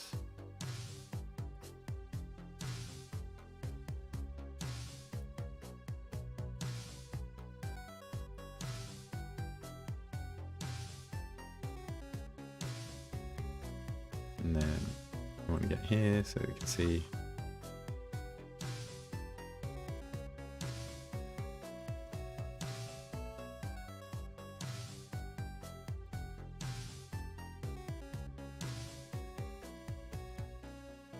You have to make a series of box gliders. Okay, I think we've kind of done the build your scene idea here.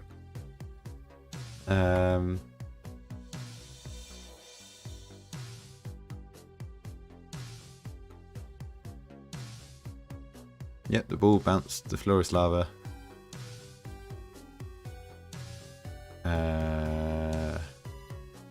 Okay, and then it's going to show us how to publish.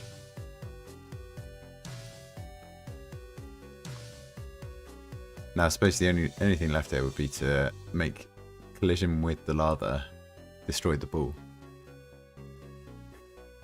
Oh, collision detection is expensive.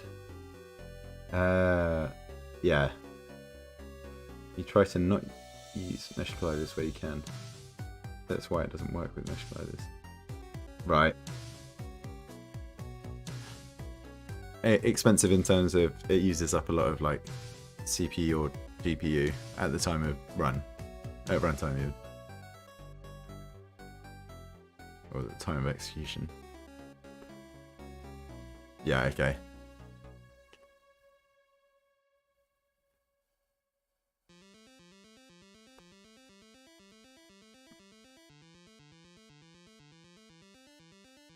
God, this could be so much to learn. It's great. Okay, next steps. They're going to teach us how to publish. We didn't quite call this a game yet.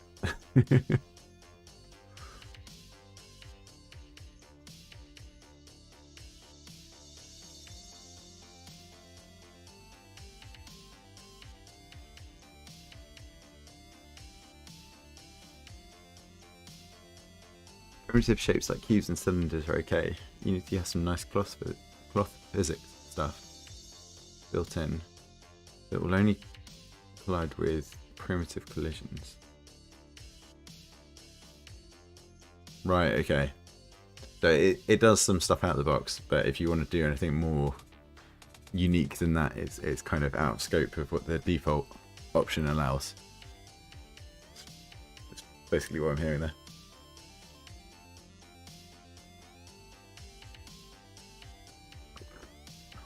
Which, yeah, makes sense. You don't want to have completely over-the-top engine for all games, because most games won't even need some of those, like... Have some physics curtains in your game. The only way I can get them to work is to have invisible cylinders sticking to the wall. I bet there's so many things in games that are just like, don't know quite what's happening here, so we're just going to stick this.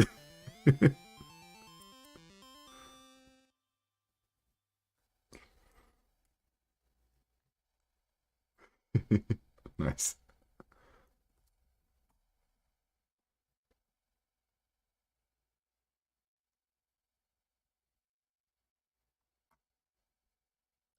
Okay, set the platform for a build of a Unity project. Create a basic build. Share your project with the Unity Learn community. When your game is ready, it's time to create a build. Standalone playable. Yeah, okay. Unity supports popular platforms.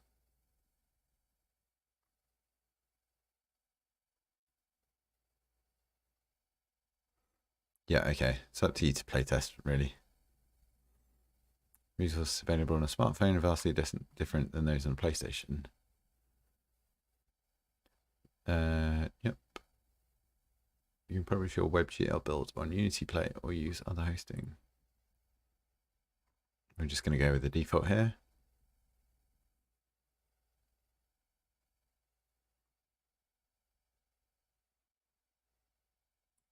Right, okay.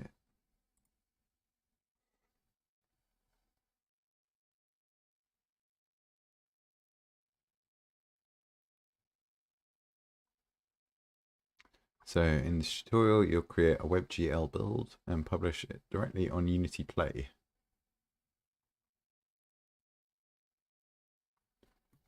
Yeah, good.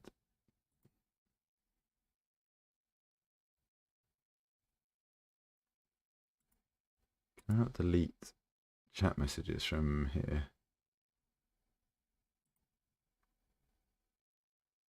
YouTube so far has just given me bots.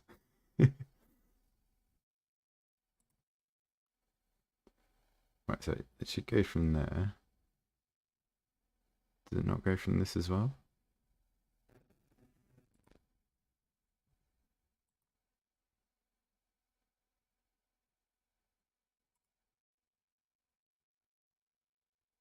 Nope, that's not what.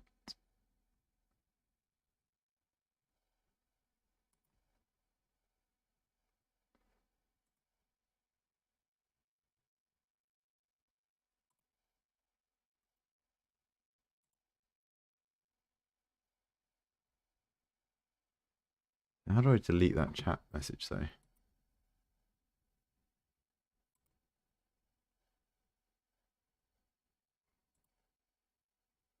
Yeah, I think there's going to be a lot of bots to start with.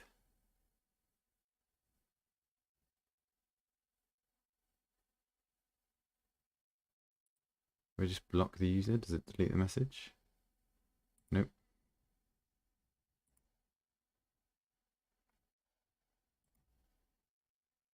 Reload that chat. Oh, I think we got to the end of that music playlist as well. Let's go on to, let's see what the lo-fi playlist is like. I'm just using the Stream Beats default playlist.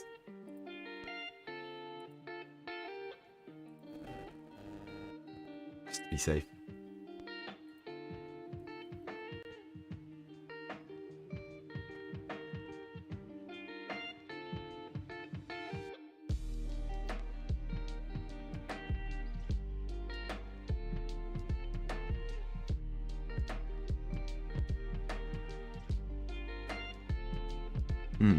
I can't see how to delete that.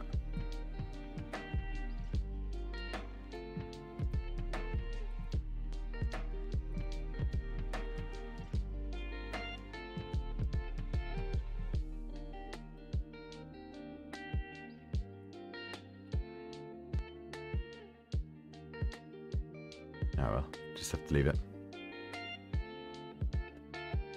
Okay, so in the create and publish WebGL builds. So in this tutorial, you'll create a WebGL build, publish it directly on Unity Play using the WebGL publisher package. You need to build and share, okay.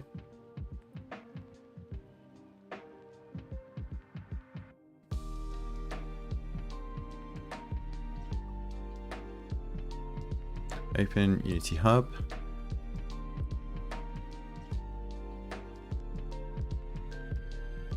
Just put that there.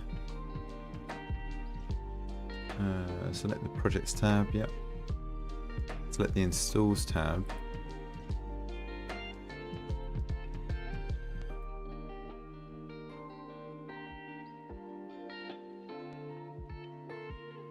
Yeah, okay. So we're using 29, which is this one.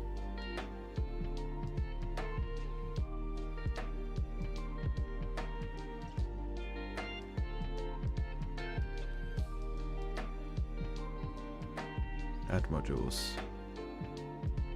And we want to add WebGL. So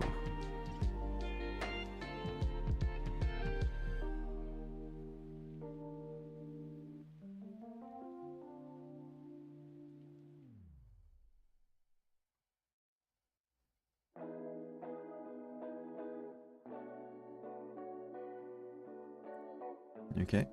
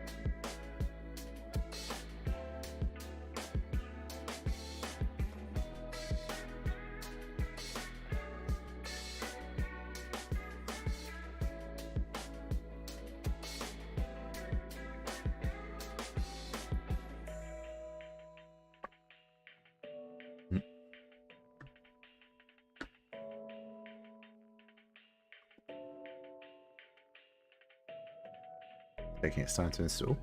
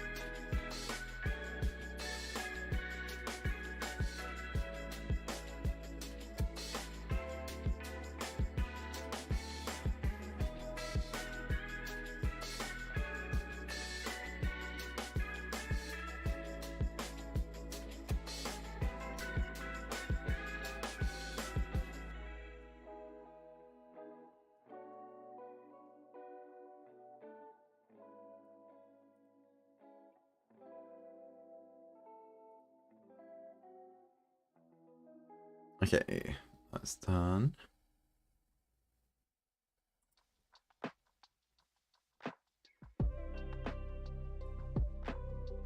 So I think we can go back to project and then it's a window package manager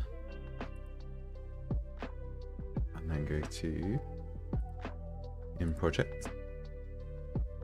I might have to close and reopen it, I think. Can I refresh?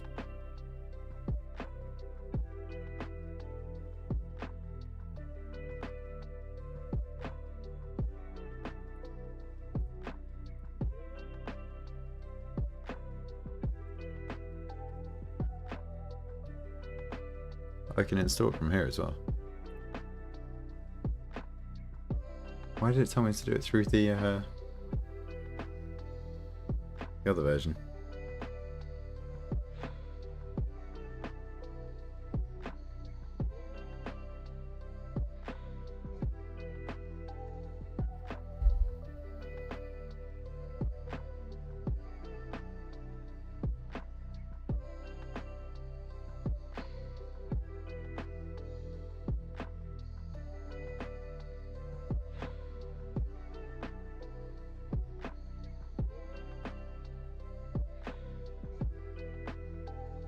Yeah, this is they say it's I've plugged in this over. Basically it's to publish onto the Unity Play site. And basically it's only for micro games and stuff like that. So I think it's just really built around the tutorial stuff, or if you're doing like maybe some game jam kind of idea projects. I don't think it's really built for most game publishing options. Okay, and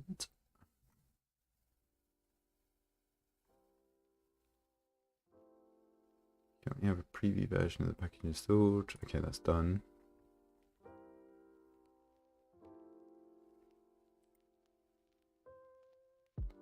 Okay, so then you go to File, Build Settings, find the scenes in Build, add open scenes.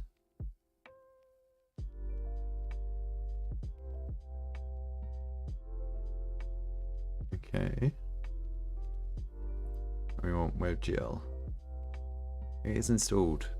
Right, I'm gonna close and reopen Unity. Save that. Go back to our hub and projects open.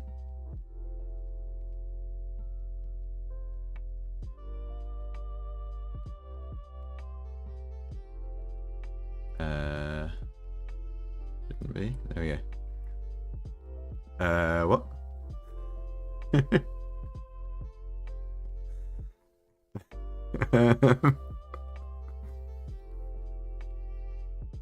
Oh, new publisher package. I don't know what's happened here.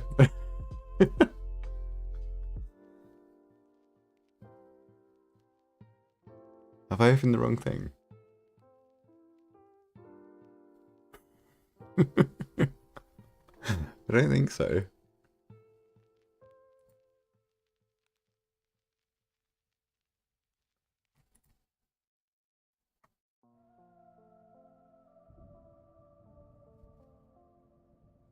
I think this is a demo of the of this. I think that's just overwritten. Oh dear. Oh, this is tiny scale as well. Is it? I mean, I'm going to explore it. Might as well. Yeah, this is the demo that they had on the package.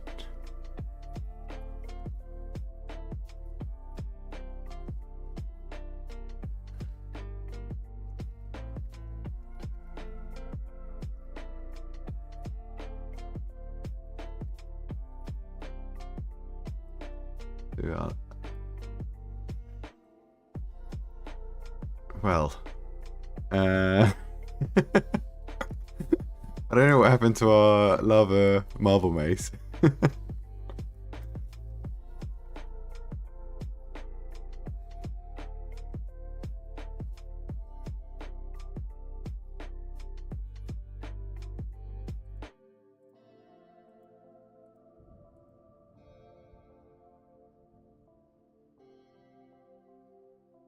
Yeah.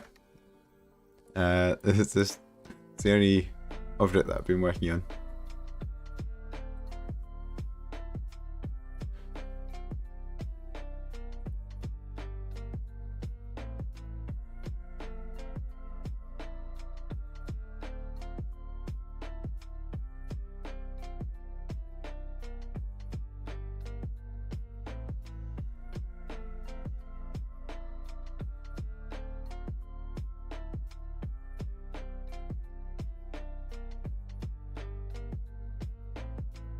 It just takes me back to that. Look for your scene.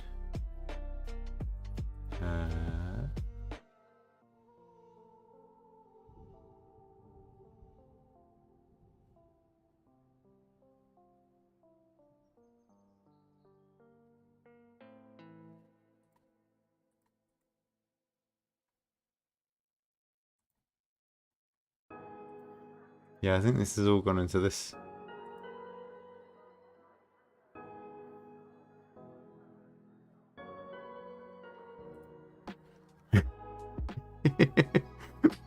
Inside your assets folder. Yeah, see, we've got some of the stuff that I added in. Oh, scenes. Right. Sample scene. There we go. Thank you.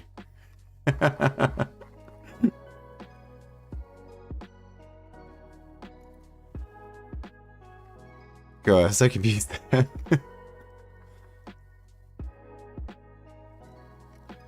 Oh. Right, our camera... Yeah, okay, our camera is in the right place. Yeah, that's... Well, unless it's because it's just picked the first scene it's got to. Which I'm guessing is one of the scenes in here somewhere.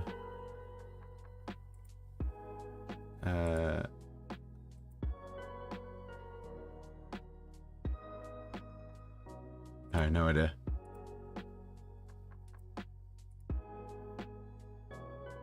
Yeah, bit bizarre. Thanks though. Let's just double check it's still got everything set right. Yeah, there we go. Oh no, I wasn't, was I? No. God, I've got to get used to cutting out of this.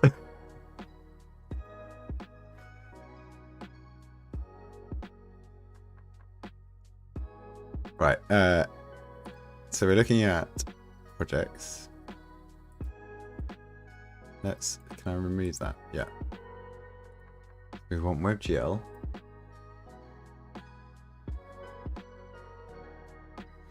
Add open scenes, which is our sample scene. And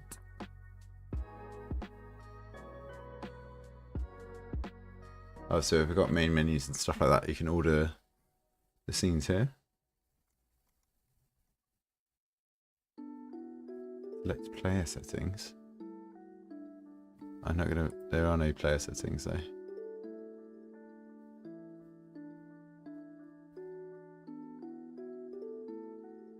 Oh, here in the project window, update the company name, product name, and version fields. Let's just call this Lumbee then. Flora's Lava version 0.1. That'll be alright.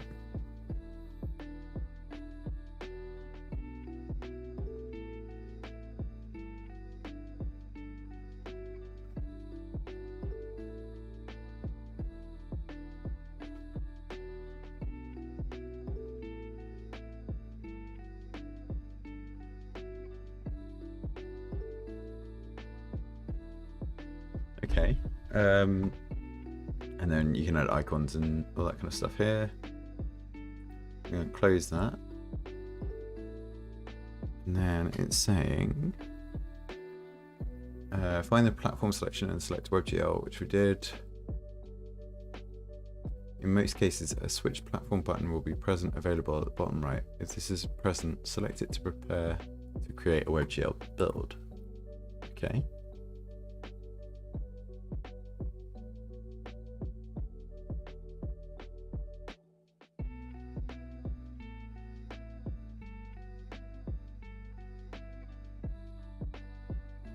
I wonder if it's going to be massive because it's got all these assets in. Might be worth taking the ones that I'm not using out.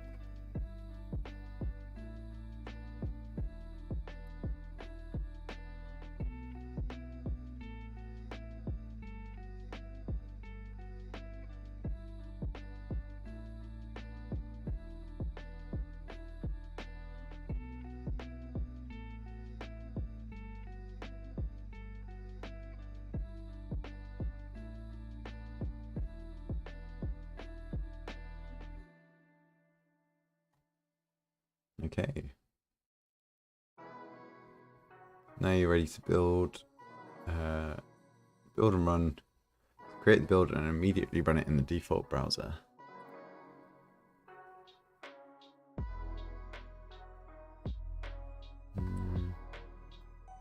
Let's put this.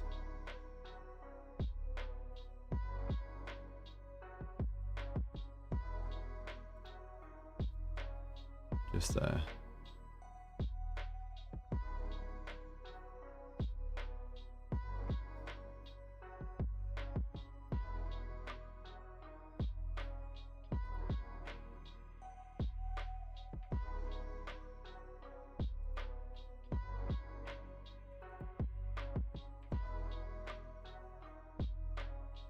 Why is it not?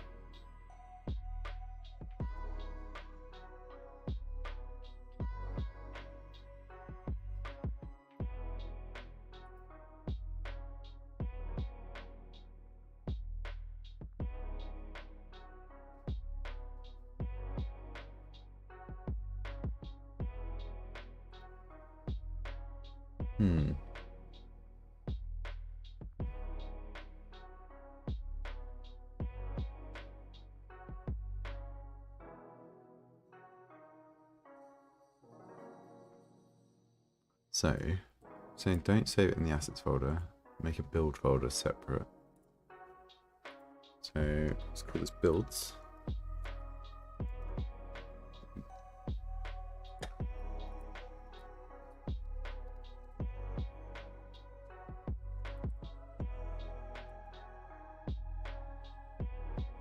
It's not giving me. Oh, there we go.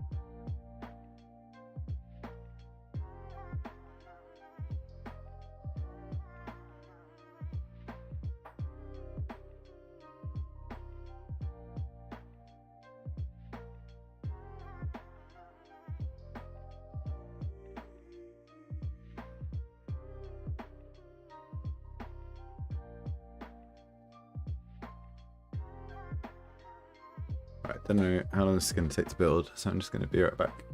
Some water and all that kind of stuff. Back in a sec.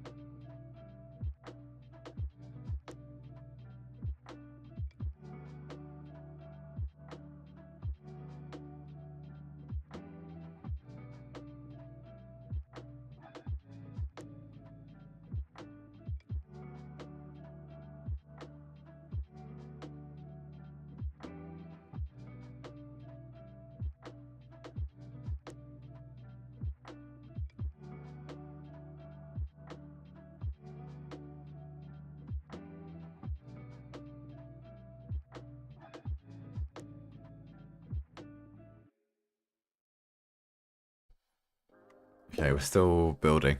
Uh, I'm wondering if it's because that asset package that I was using for the props, it's just massive.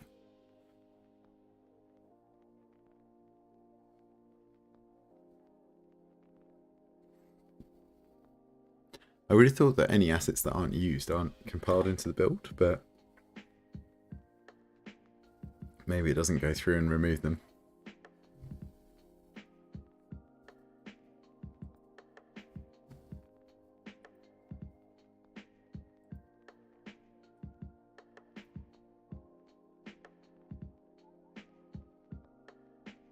Oh, really?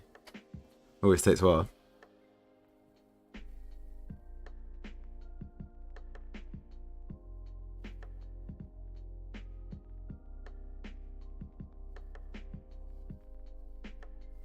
been using SvelteKit for web development stuff.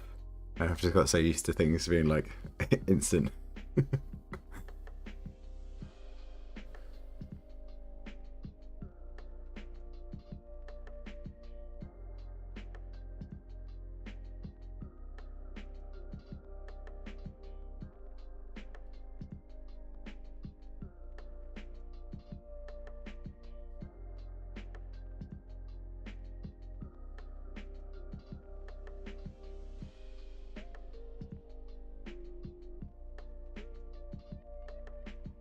Your game is over 50 gigs. Oh, wow. Yeah, no worries. Thanks for dropping in. Hope you enjoyed it.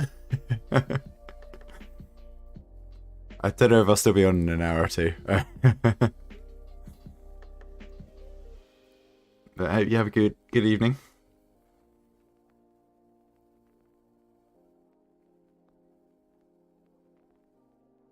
Oh.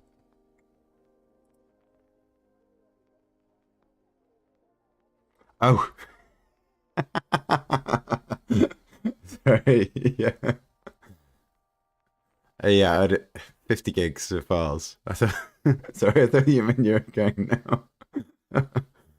Yeah, so it takes an hour or two to do. I suppose that's quite a lot of files in the game. Oh, that is it done? Oh, it looks like it has. Why is it localhost though? I thought they were posting it. Amazing.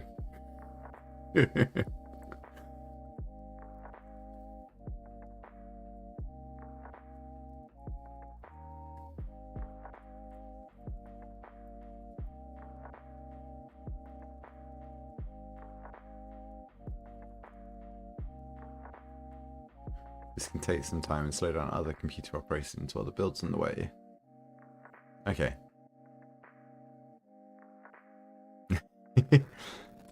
About your build files. It doesn't tell me how to... Oh, here. It's coming up to publishing. Don't worry.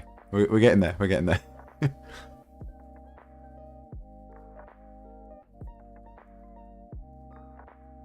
Okay, so it generates an HTML file around that contains your game.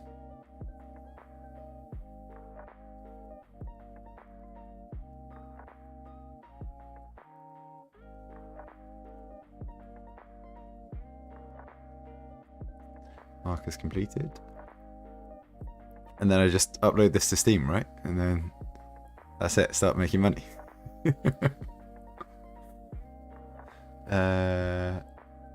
Yep, got that done.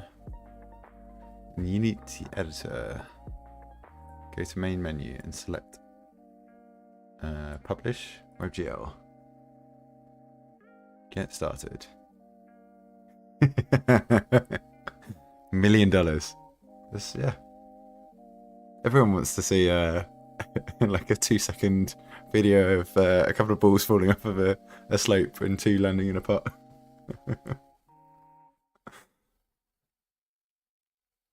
Find the build that you created in the list and select publish. Yeah.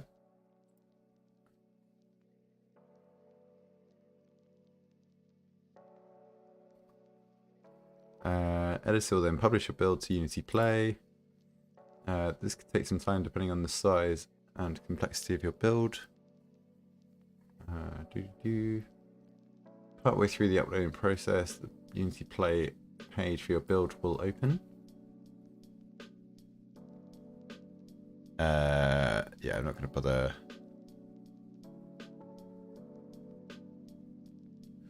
I have not added. No, there's no controls to this game.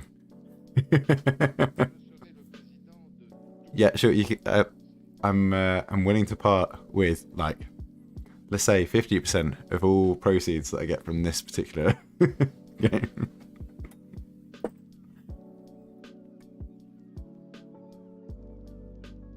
It's a fair consultation fee, right?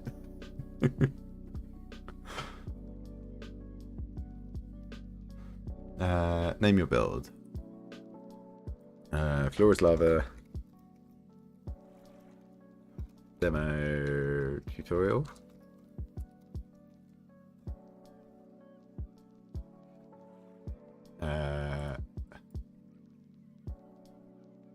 Yeah, I'm just going to leave these as they are. Let's save this.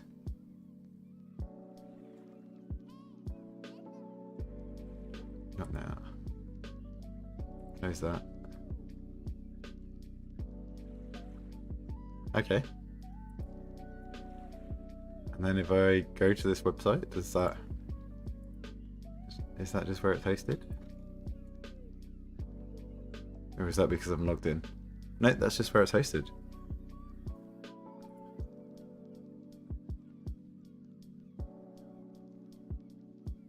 Alt option.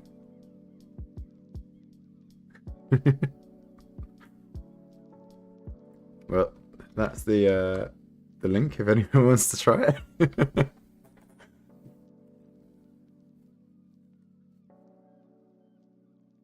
Is it just alt? Oh, there's not even a reset button. You have to reload the page.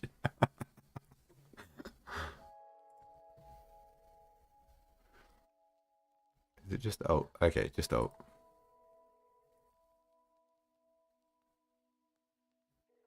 Oh, you can't save the... Oh wait, does it not always land in the bucket?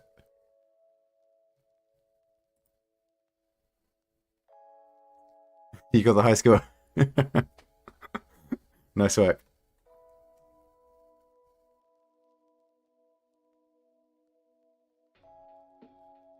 That's weird. I swear the second ball landed in before. What's changed? I haven't changed any settings. There were definitely two landing in the pot.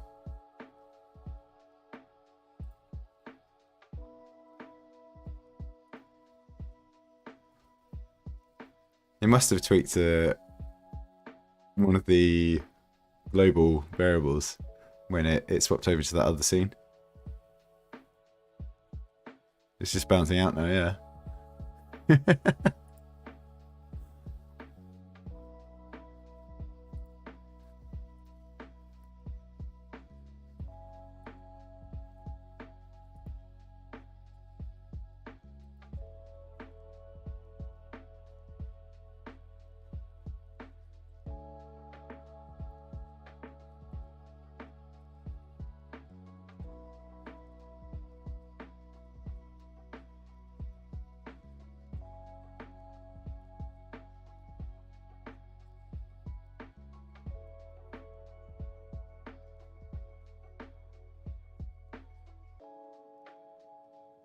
Oh no, don't tell me that.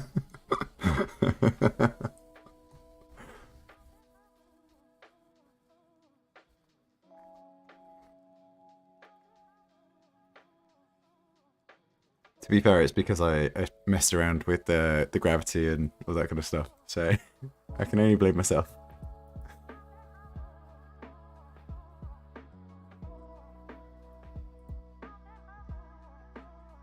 And then if you want to publish it in other platforms, there's stuff like itch.io, and they have their guidance of how to do it. That's fine. Oh, or I can just host WebGL content on our website. That's quite cool.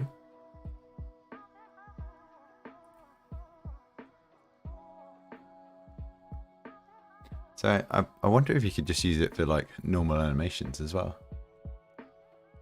It might not be a very efficient way to do animations on a website, but could be something interesting.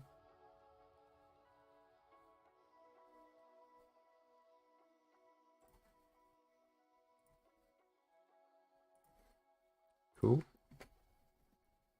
Right, so that's the end of that create and publish WebGL.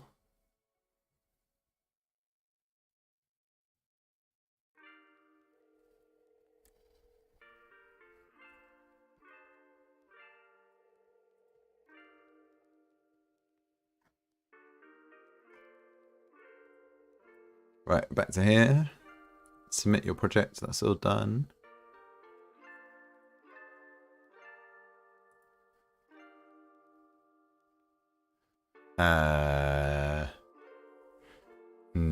Do I want to share?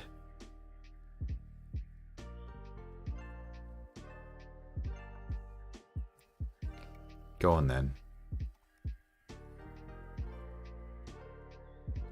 Suppose if I'm following the tutorial, I should follow the tutorial.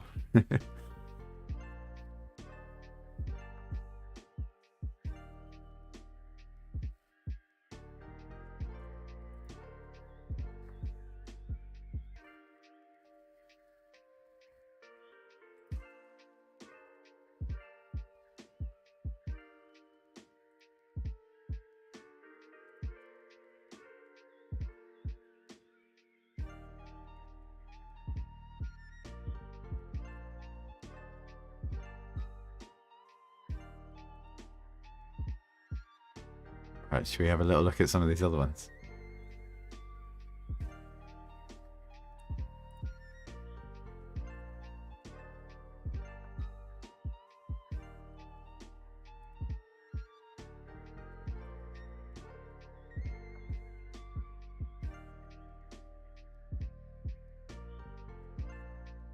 Nice. Well controlled.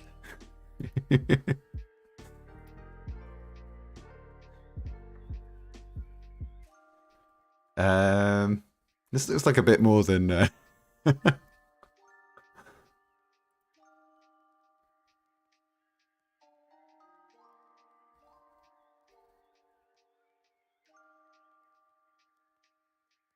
interesting. Do I have control here?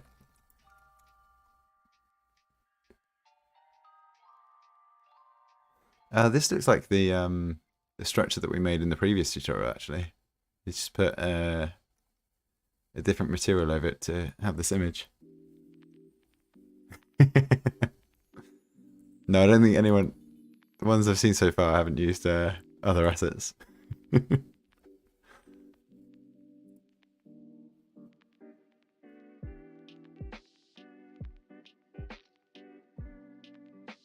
Ah, cool.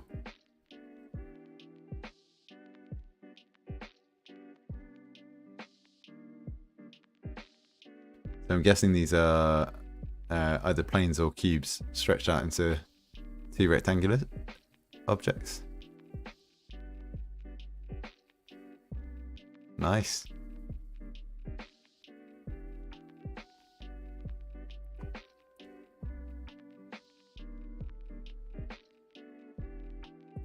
Let's load some more. Let's go marble guess. Oh. Try to guess which is going to be first and which is going to be last. I'm guessing it's last to get to the end of this. So I reckon the second one is going to be first.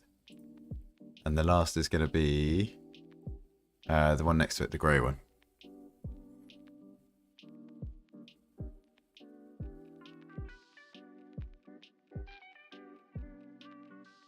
This is why I sped mine up.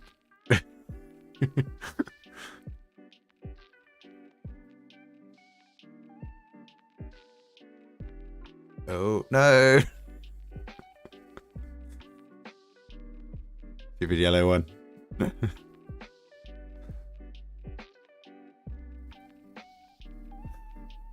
Nice. Cool, okay. How do I continue?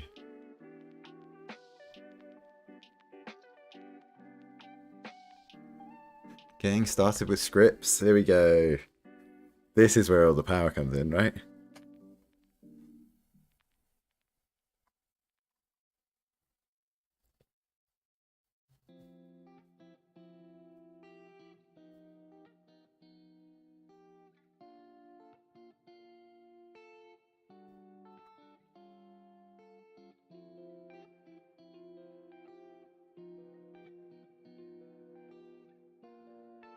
I wonder if we're building on top of this.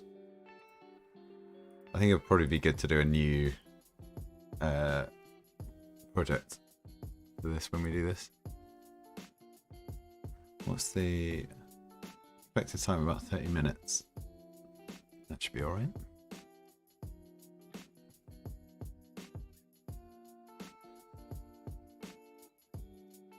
You can customize the properties and behaviors. by writing custom scripts in C#.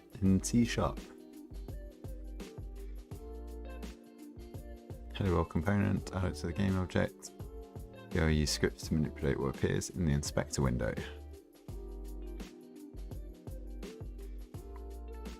Cool.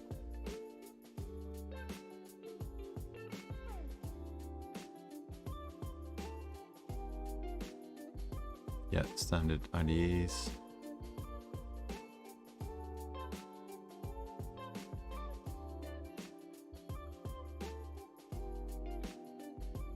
Let's have a quick watch of this.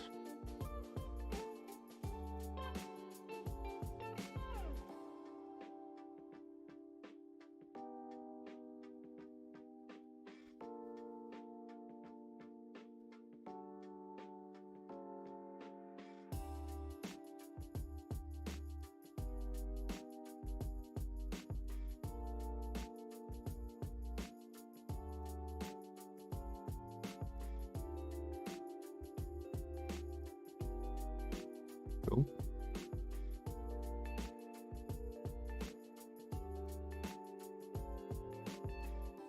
Code completion and all that kind of stuff, yeah. Comes package with Visual Studio.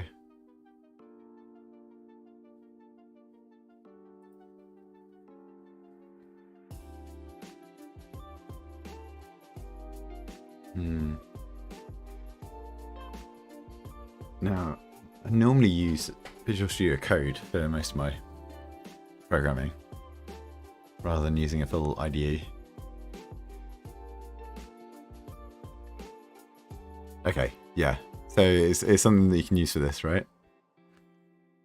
Because I find Visual Studio, whenever I've had to use that before, it's just so slow.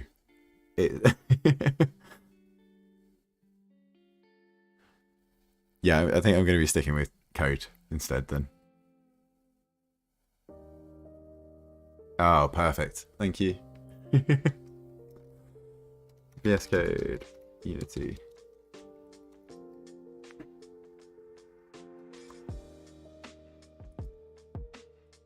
Of course.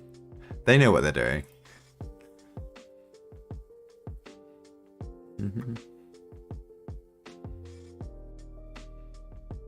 Yeah, then I can use all the other defaults that I've got set up.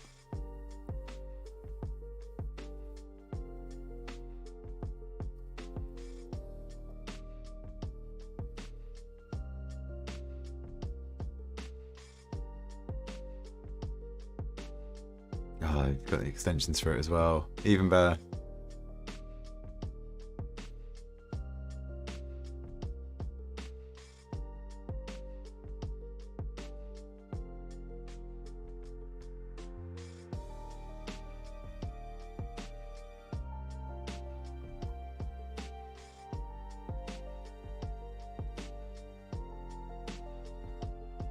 Right, let's have a quick look at what I think we can follow through the tutorial in the way that it wants us to, but then we'll swap over to Visual Studio Code when we're set up.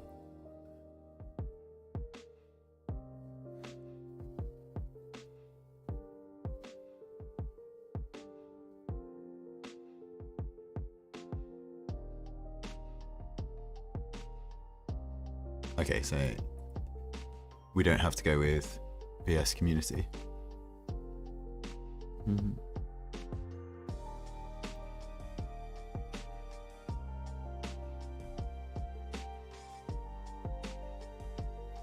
Okay, we got that open.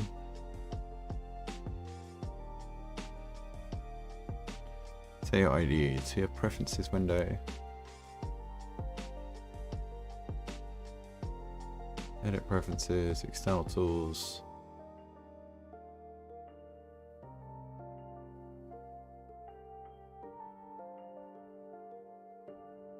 Right, let's push this across to this side. Is it edit preferences? Yep. External tools. External script editor. VS Code.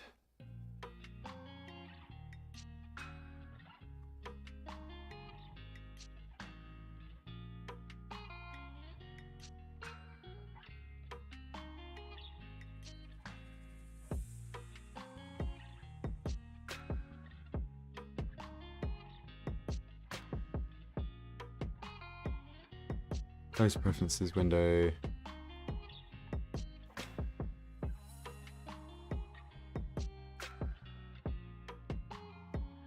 And then when you open a script from Unity, it'll now open using VS Code. Oh god, another YouTube bot.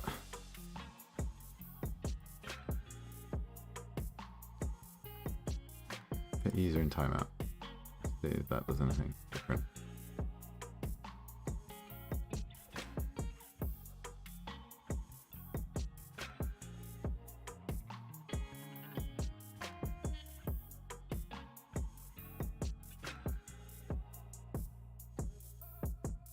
No, that doesn't delete it. I'm gonna have to figure out how to delete those messages. Right.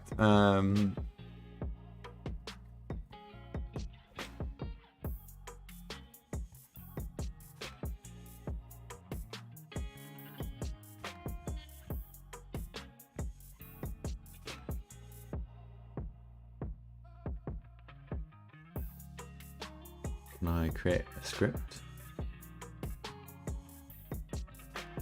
C# script. Test. And then if I double click this. Yeah, there we go.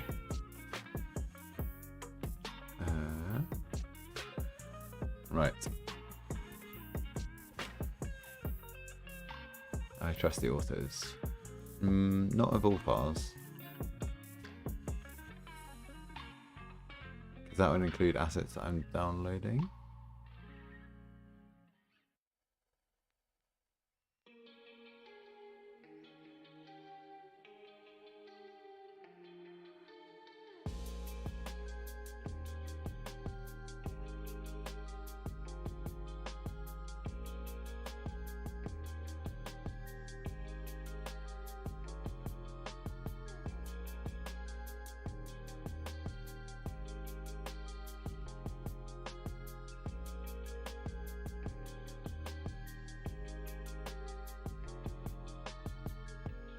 I guess these are the files in the Unity project, so yeah, no, I trust them.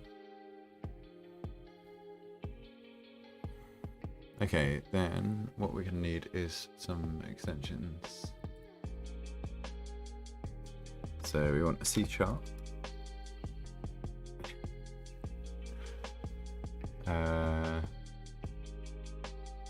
Is that the one in particular that they're looking for? Yep.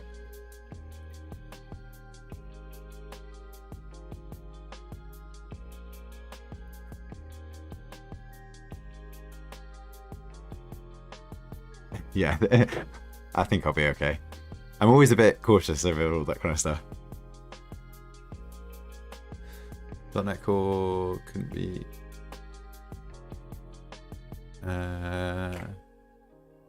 get the SDK.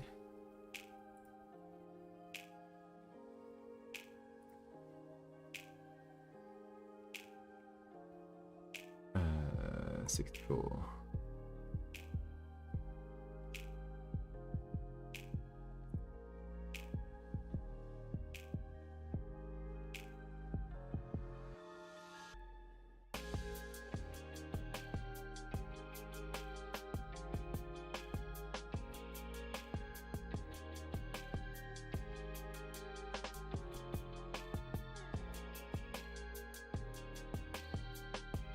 Where's our installer? Should be running. Can't see it running anywhere. There we go. It's fine.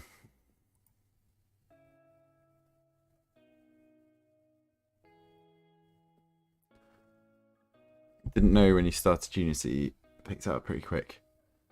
Okay, that's good to know.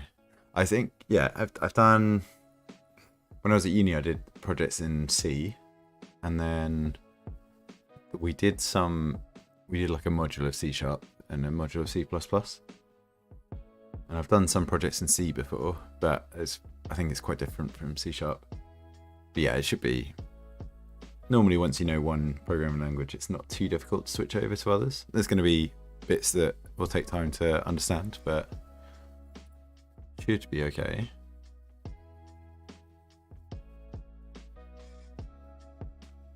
Okay.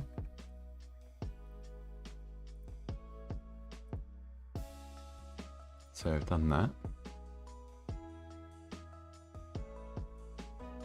Windows only. Log out or restart Windows to allow changes to paths to take effect. Oh. Don't really want to do that just now. Set up VS Code as a Unity script editor.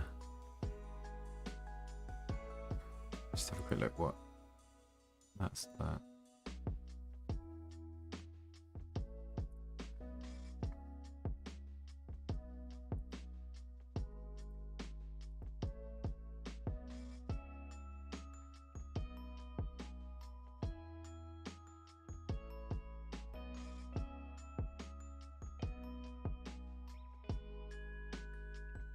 Oh yeah, so we've set that up already. So that's the setting here that we went to here, I think. Yep.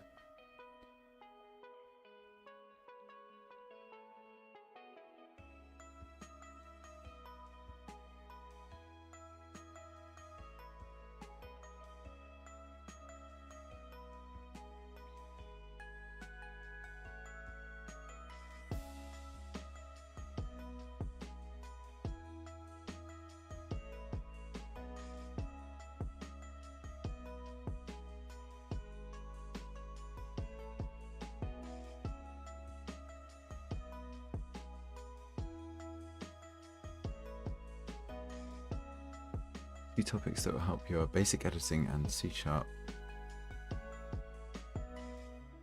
Oh, they're just like how to code. That's fine. Unity extensions. Right, let's have a look for some of those.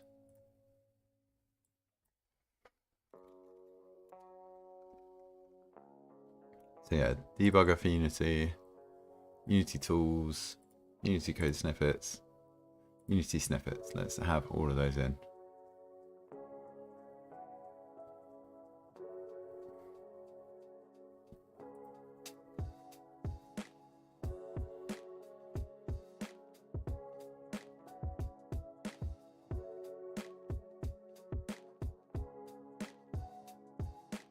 I'm just going to go with the highest rated ones.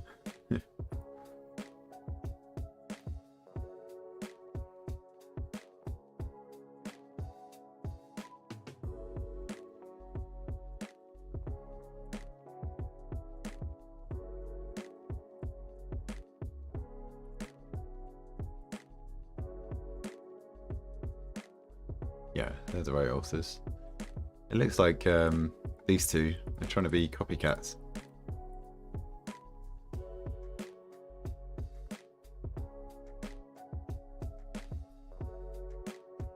And more. Oh no, improved. Or at least change the name of it.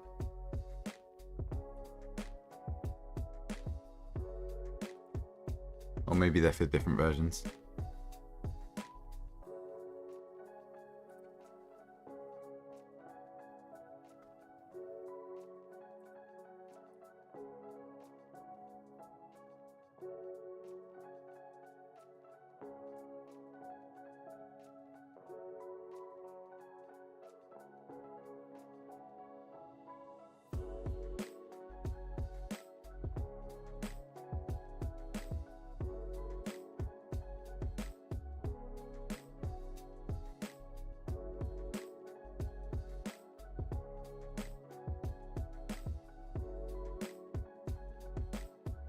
Yeah. I was just double checking the authors against the list on the Visual Studio site that you said about. So just double checking that these all match up. Yeah, so be careful sometimes about what's available. Let's show recommendations.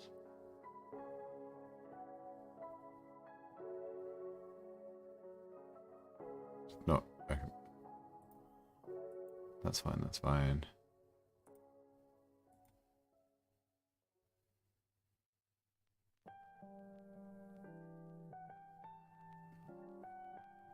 Okay, I think most of the next steps are basically restart.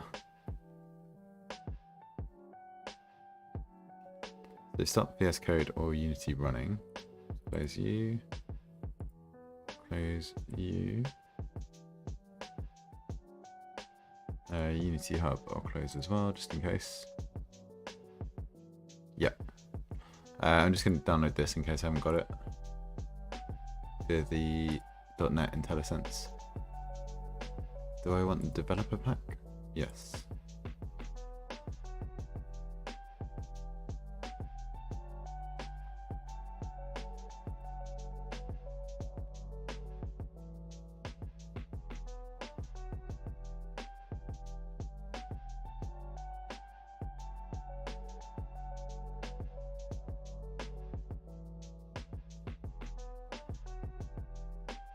Just brief look at this.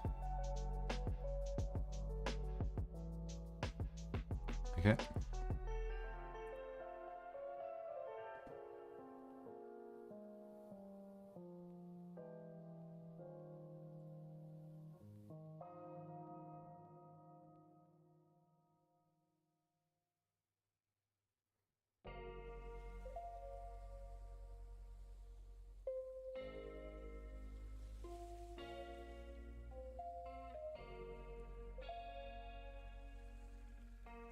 See, this step I think I still need to do.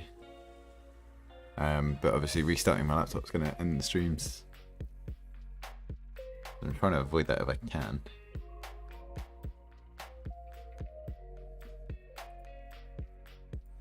Cool.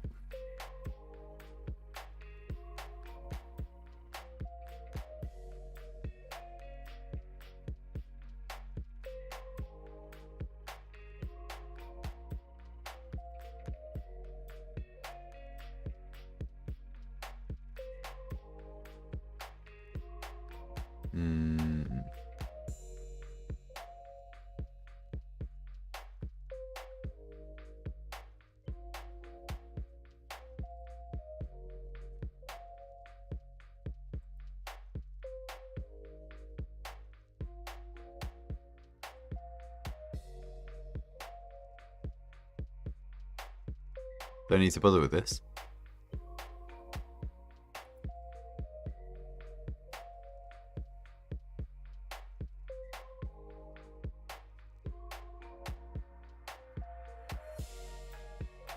Or is this just for like clearer error messages or something like that?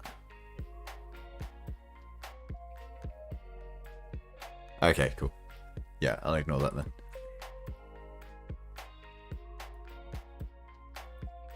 We can always come back to that. Right, where's Unity?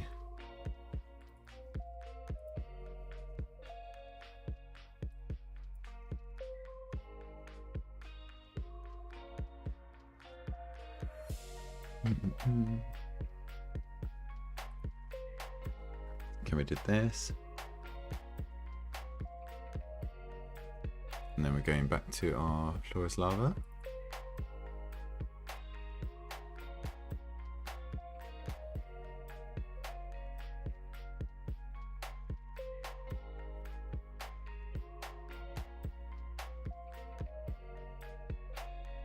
And we'll see if we get any issues with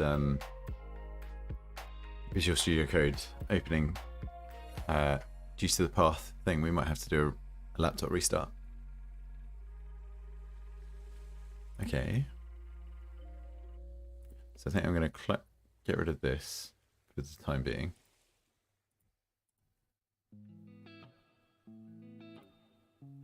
And we're going with this stuff. Okay. Right, to create a new empty game object in the scene and create empty. Change the name to scripting object. Script object.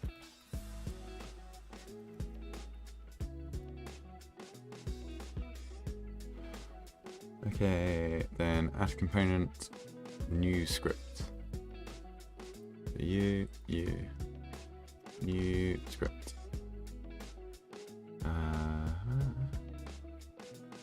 Typical first lesson in scripting. Hello world. Of course. Standard hello world.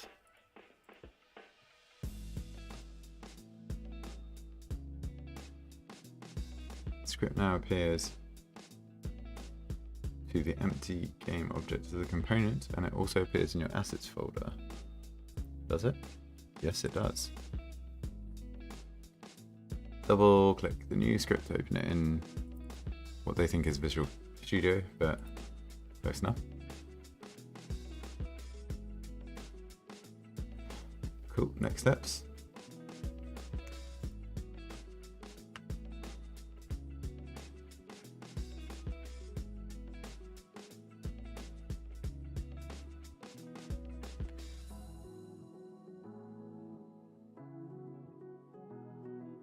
Yeah, it looks like it's got all the IntelliSense kind of stuff going on. Code in the default script.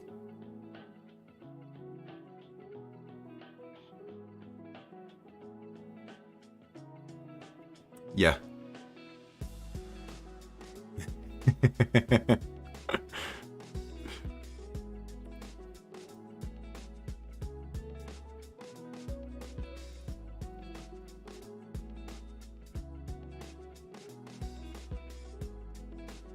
What was it expecting it to be?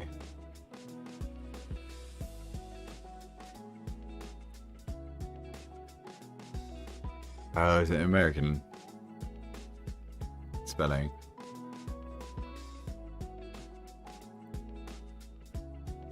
I would have thought that the dictionary is in my local language. Yeah, but normally it's set to whatever your locality is, right?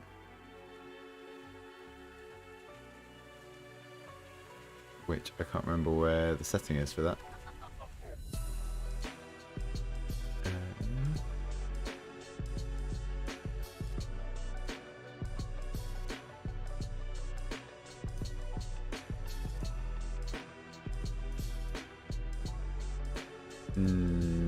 I really can't remember where that is. Preferences.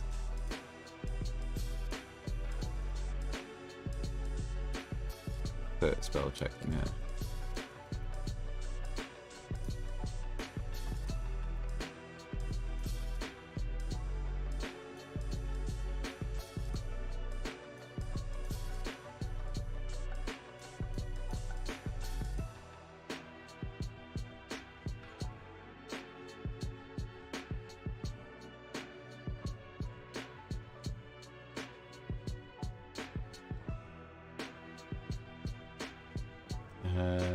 I'm assuming it's somewhere here. Language settings, maybe. Let's open it up.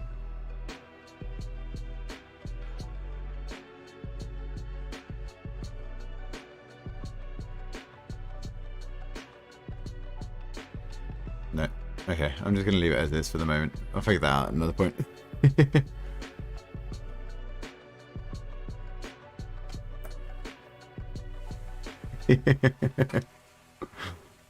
I went past it.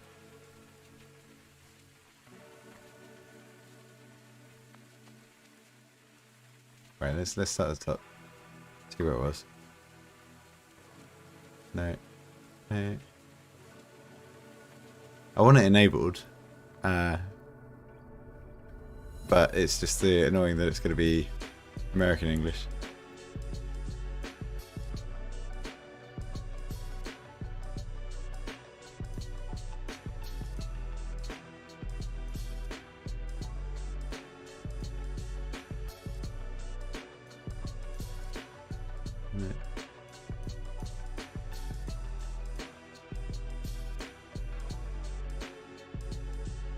No. I tend to leave that on because it is very useful for spotting mistypes as well. Yeah, if you're typing out, well, I suppose most of the time you're using autocompletes and stuff like that. But if you are typing out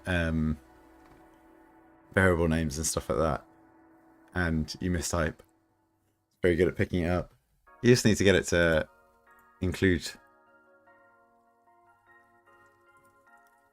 the right spellings, and then it doesn't show up. It's fine.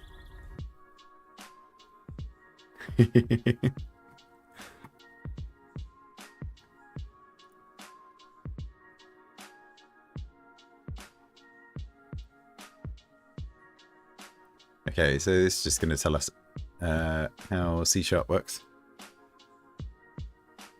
Yeah, I'm fairly sure it will. But that will only tell you if you make a mistake on the second time you type in a variable name. If you make a mistake on the first time, it won't necessarily tell you that there's a mistake. It's a spell check as well.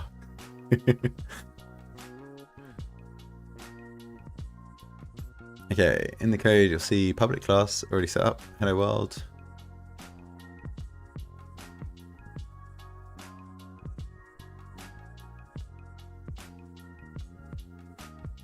See, look, Unity knows the correct way to spell behavior though. That's the important thing.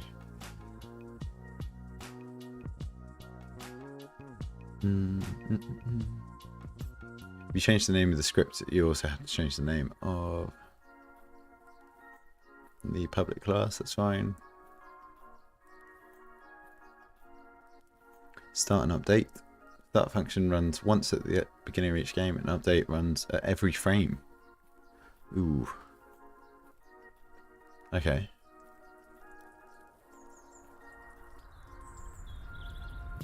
Edit the start function. Add the following code to start. Save. Console 1 window. Open a console window. Play the game and see hello message. Okay. So we're going here, we're pasting you here.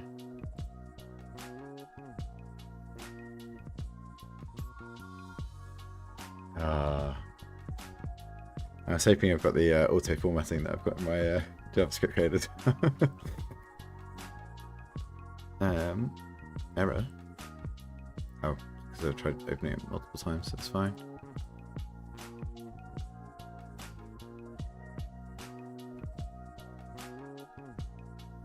And then, yeah, so if I run the game, we should see here in the terminal, right?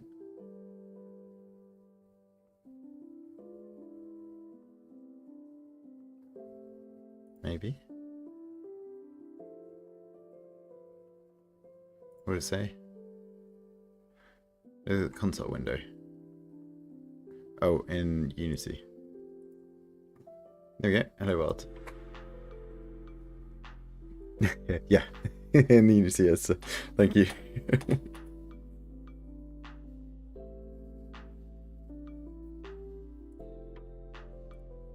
Cool. Edit the update function.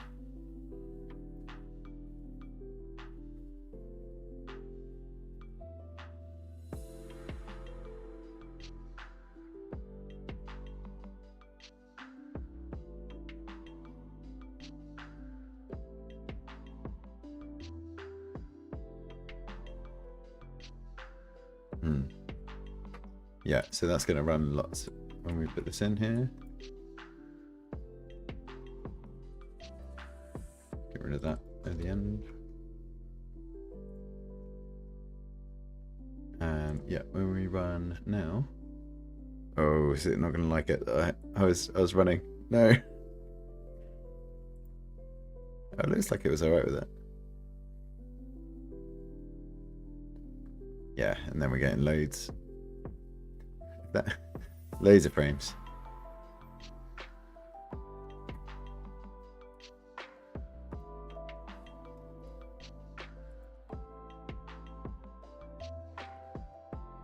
Or does it have to recompile on every save? So it displays it here. Okay. Add a property with a variable.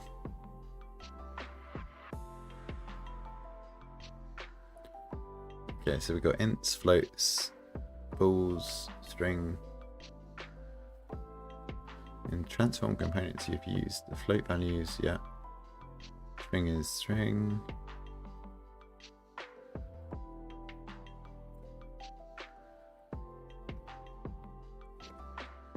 You crashed Unity. What with it? Because you were running the game when you were editing scripts.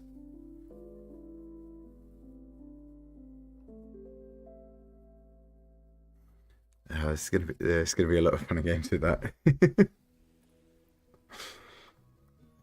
Okay, so in public class, we're creating that, and then the debug log.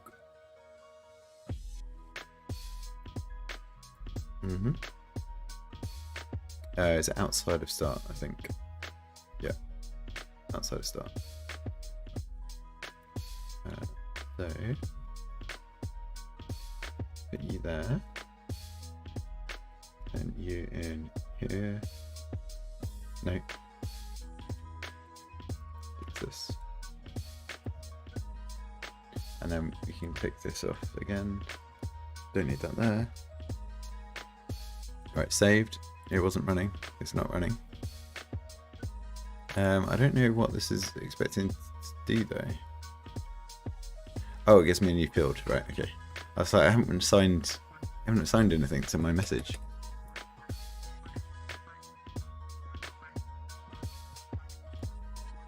Cool. So we go back to here, we go to here. Script objects. There we go. And now if we run, we look in the console. We get hello. Nice. Next steps. You can see that from this that scripting is really powerful. You can write hello in the console. I think there's more needed to demonstrate how powerful scripting is than just writing out hello world.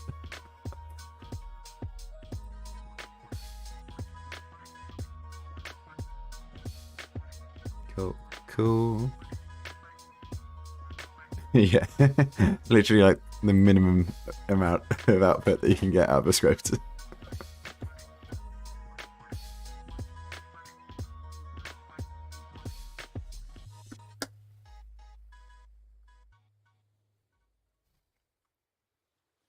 Right. So we're going to edit the code. Use it to change the transform properties of a game object. Write code that utilizes Unity APIs.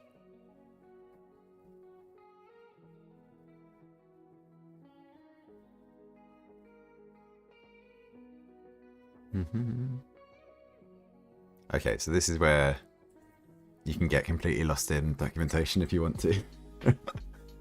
I bet I could spend like a good month just reading through bits of documentation and be like, oh, that sounds cool, let's try that. Oh, that sounds cool, let's try that.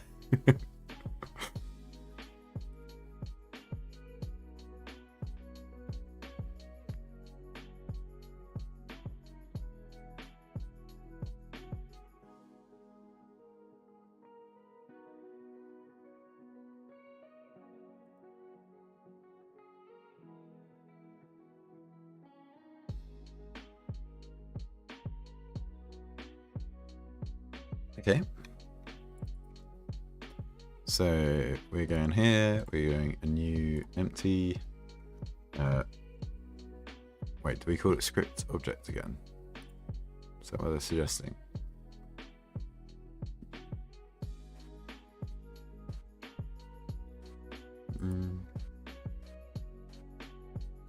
Not really. I'm gonna do that anyway though.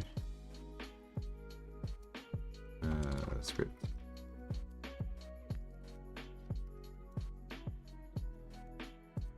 God, I can't type with this mic in the middle. So you can call things the same name as well.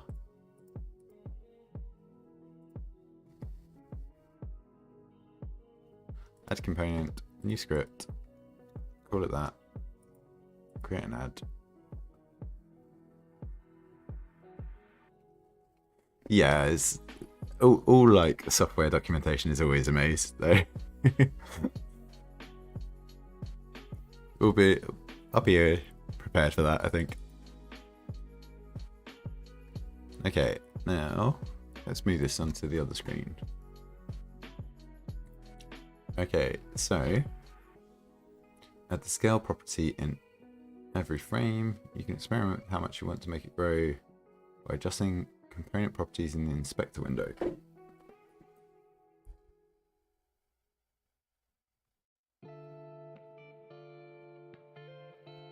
So vector 3.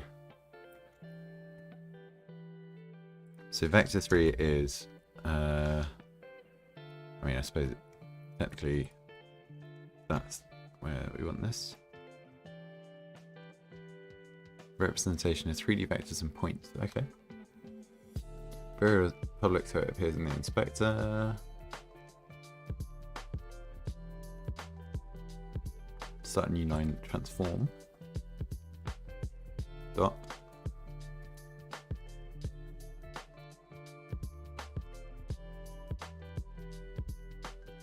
Local scale. Oh, right. Cool. Plus equals scale change. I'm assuming C# is a semicolon closing language.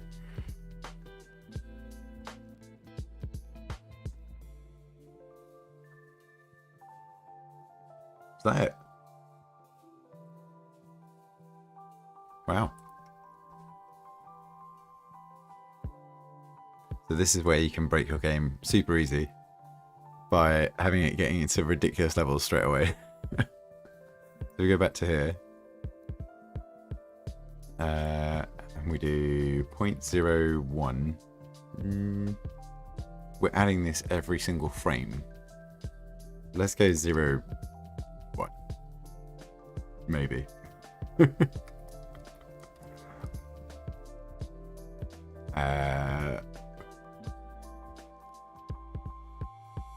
But how does it know what it's applied to? Okay, we haven't applied to it. Yeah, have we?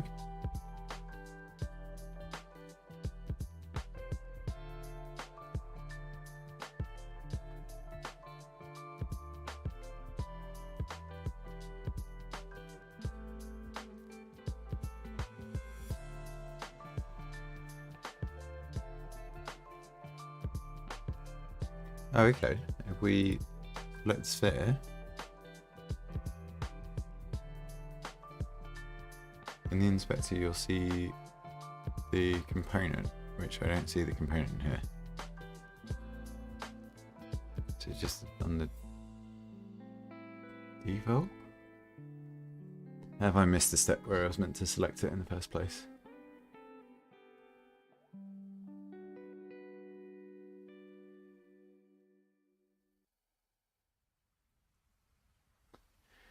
Yes, okay. I was meant to select this rather than create a new script object. So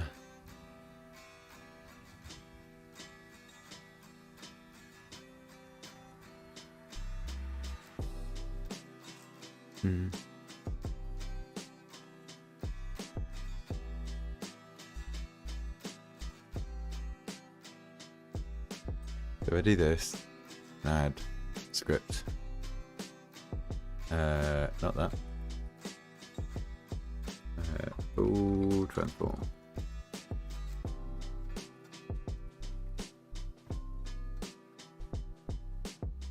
Let's just do that for the moment.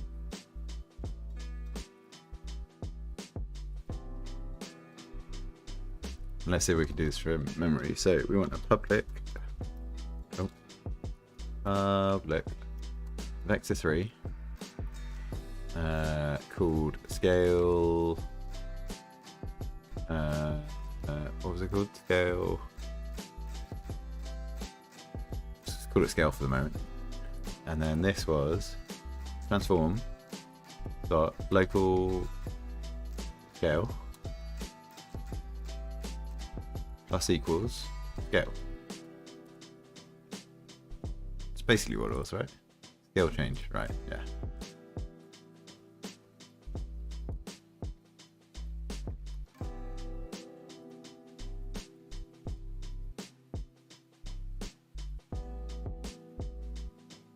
Okay, so now it will apply to the ball transform sphere, which is here, and then we can do our really small changes for each frame.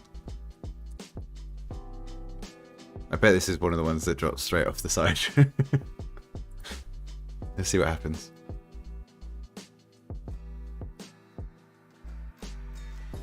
I don't even know which one it is. Okay, 001 is too small. It's ramp it up a little bit.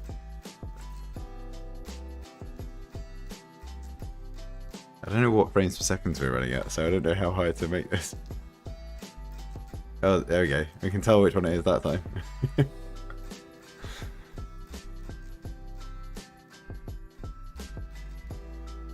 I wonder if I can just... Can I just pull this onto these? Yeah, okay.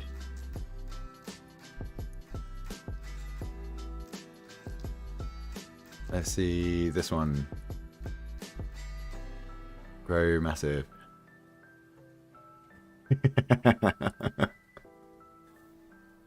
Cool. Nice and easy.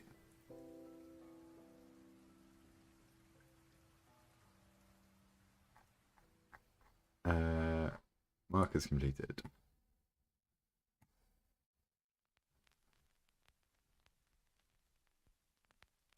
Increment the scale to make the ball grow.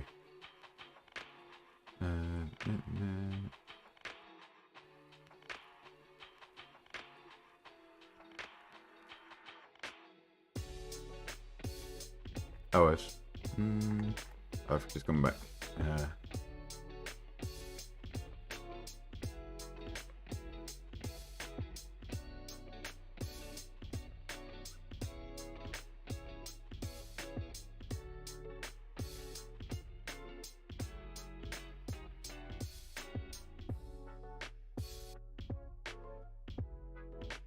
Oh, so roughly 24 frames per second is what this is using.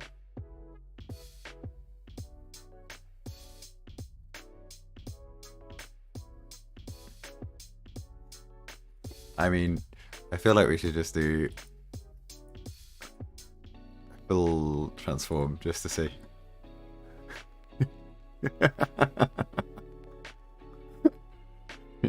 Just immediate explosion.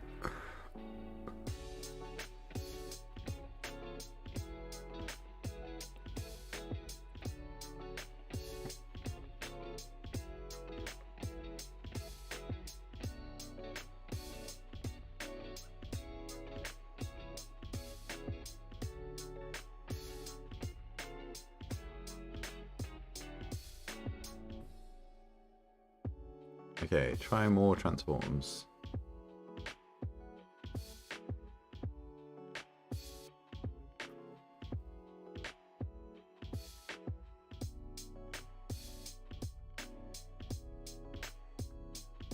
Okay, so let's do pick one of these guys. Yeah, let's go with this guy. And we'll do new script, which we're going to call column rotate. And we're going to open this up.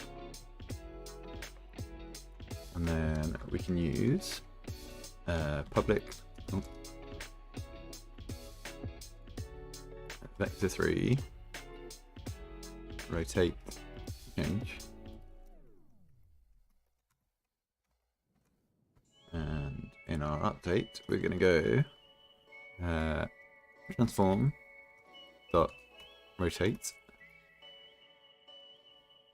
Is it rotate or rotation? Rotate. Plus equals, no, not plus equals, rotate change.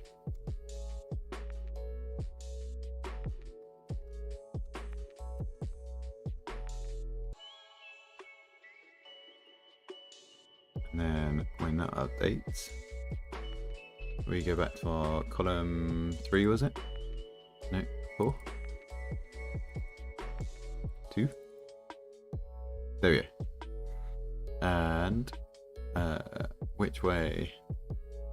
That's Z, that's X, that's Y. So let's do 15, 30, and 45. See how quickly that spins.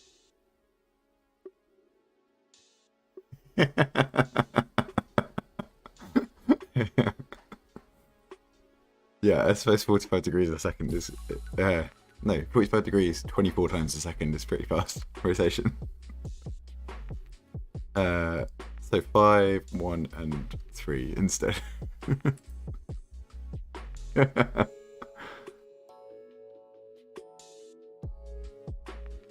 Okay, I can see how this is slowly turning into a game.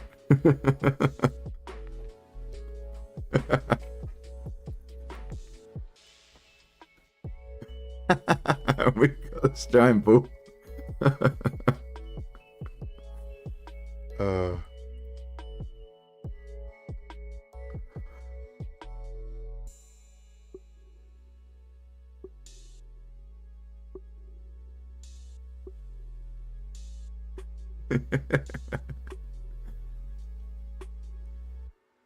Right.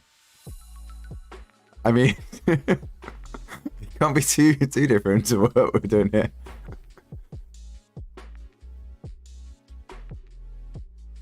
And then another one we can do is position change, which maybe on the pan we do add component, and we'll call this pan position,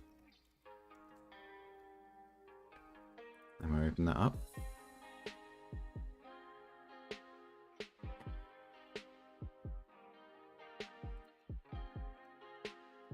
And then we want public vector 3.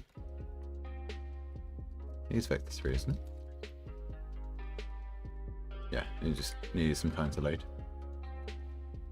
Oh, get it right. Vector 3 position change.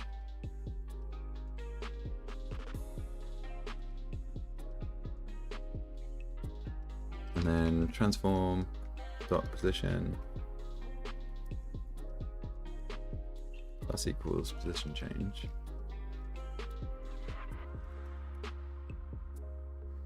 Right, so that would just move it off in one direction.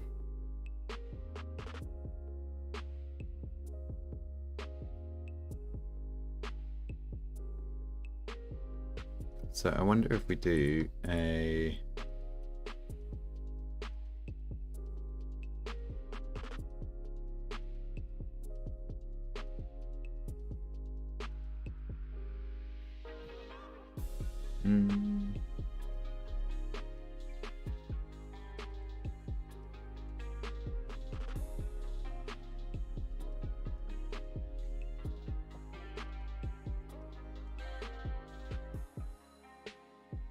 what's going to be a way to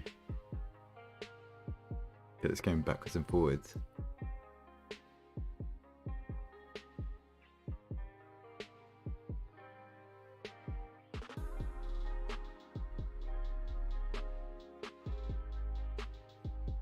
I'm guessing just like you can just do if statements, right?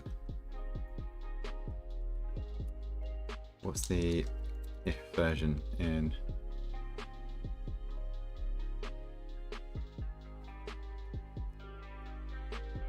Great, that's what we want.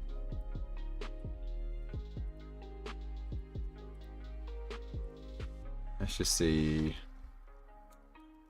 if this is the kind of setup that we can do.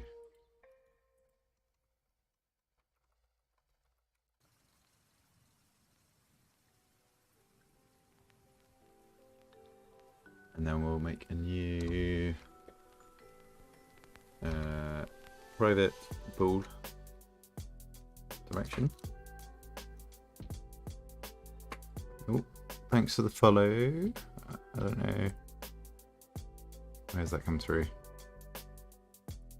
Let's see where that's come through. Oh, Mickey. Yeah, cheers. No worries. Thanks for the support. Hope you enjoyed it. Hopefully see you next time. Have a good evening.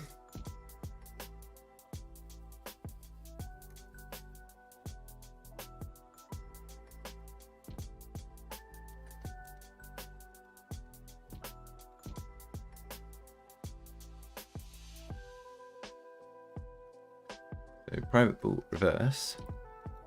Start off reverse equals 2. Now is it if reverse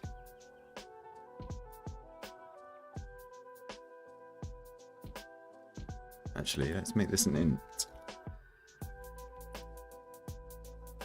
Reverse is 0, and then if reverse less than let's say 50,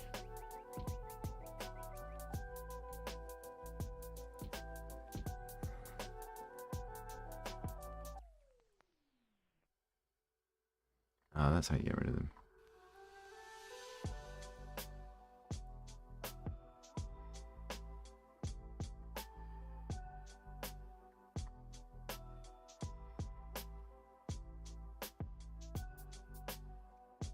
So if reverse less than 50, reverse, can I do D++?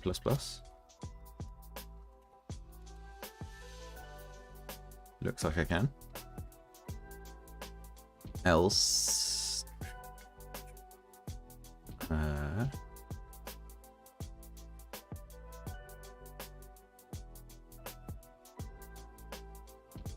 we keep looping through this, starting at 0. When it gets to 50, we'll cut into this else,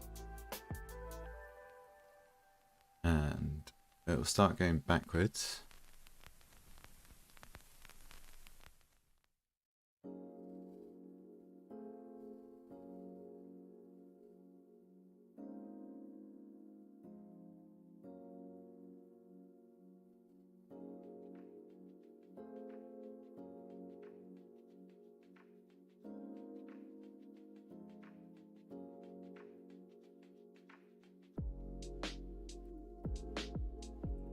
So really this is a counter, this is not a reverse. This is our move counter. Actually, let's rename, how should I do this? Rename symbol, that's it. Move counter.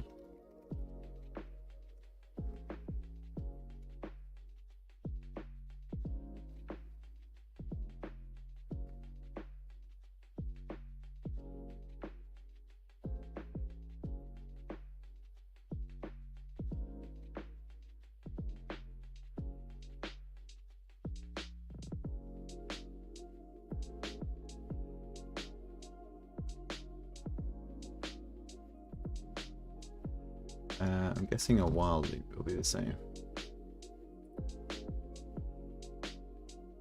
While move counter is less than 50, we want to do this, plus plus.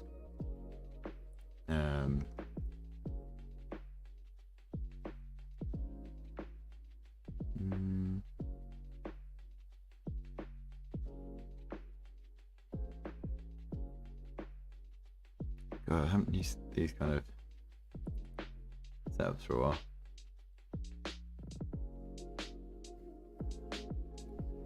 If move counter is less than 50, do this, plus plus, else, here, we go, this is what I want, position change equals minus position change. And move counter equals 0.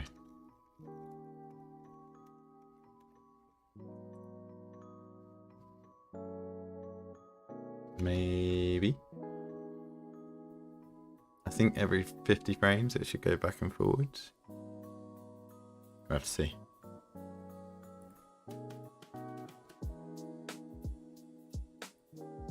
Yeah, and then in our plot here, we want to go X direction.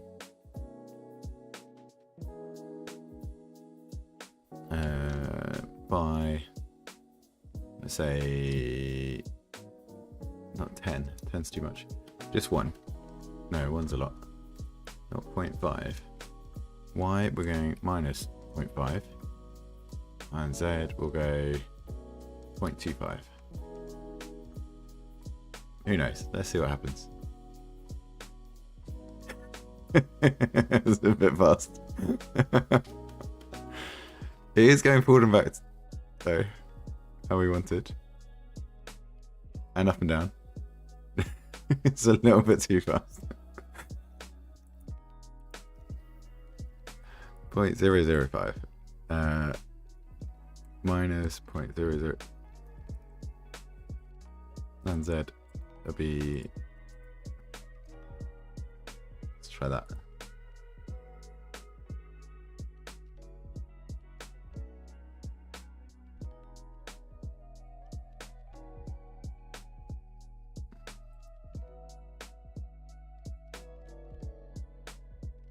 Okay, so instead of that, let's do these as 0. And this is 0.01. So it should just only go up and down now. Oh.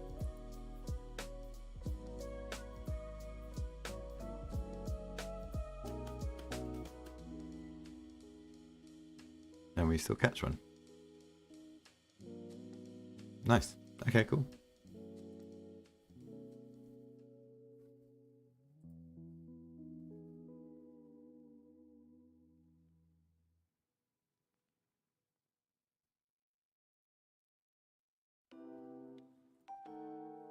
Okay, then we got a little video to see different options that we can do.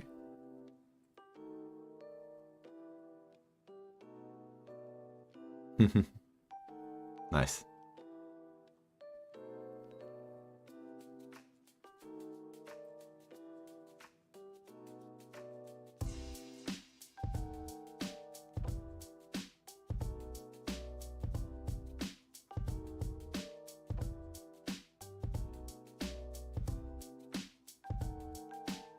Necessary to be a coder to create with Unity, for example.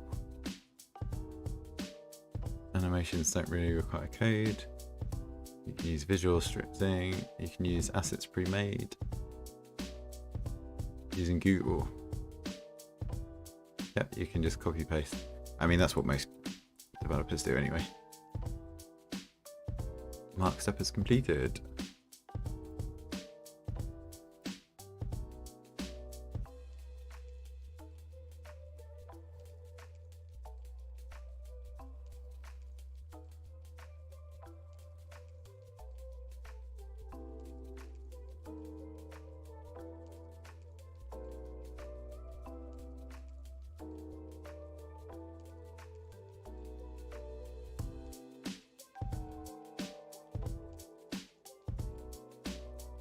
Right. More done, more done. That's good. That's good. Add background music.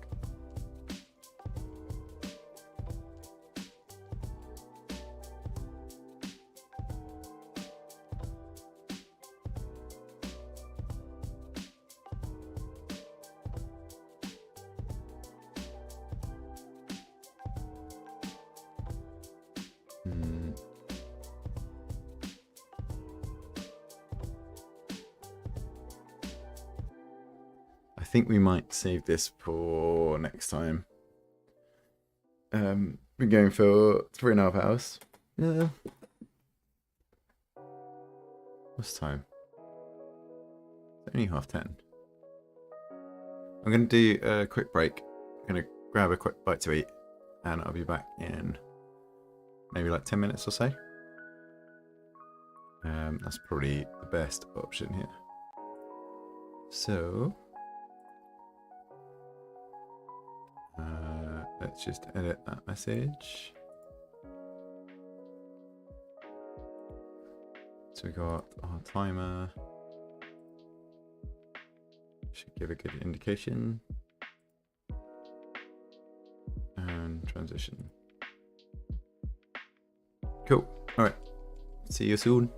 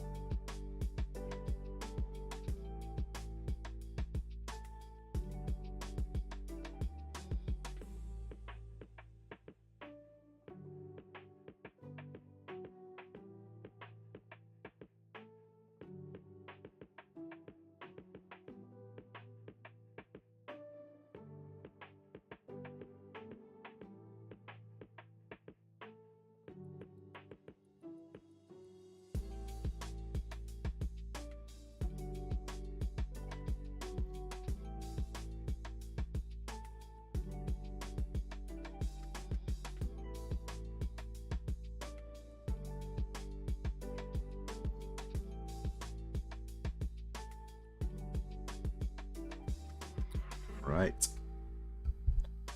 Let's have a look at this audio stuff then.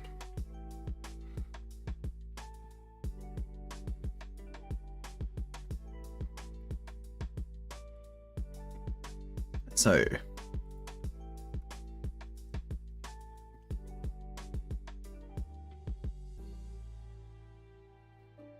adding background music to our little game.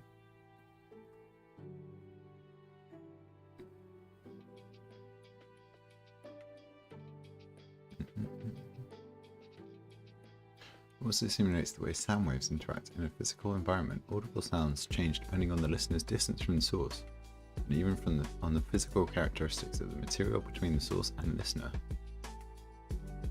That's cool. Okay, we're doing a new project. So we can save our floor is lava and close that. In the Unity Hub,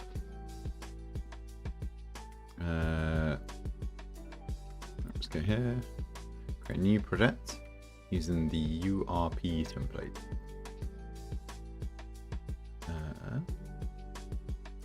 3D sample scene, okay.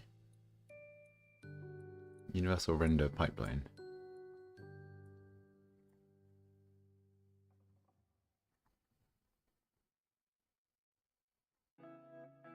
Go to foundations of audio assets. Add to my assets, I'm assuming.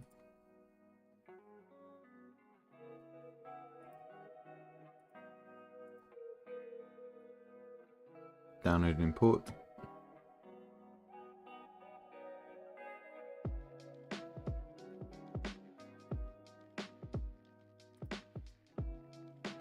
What's this tutorial called? Background music tutorial.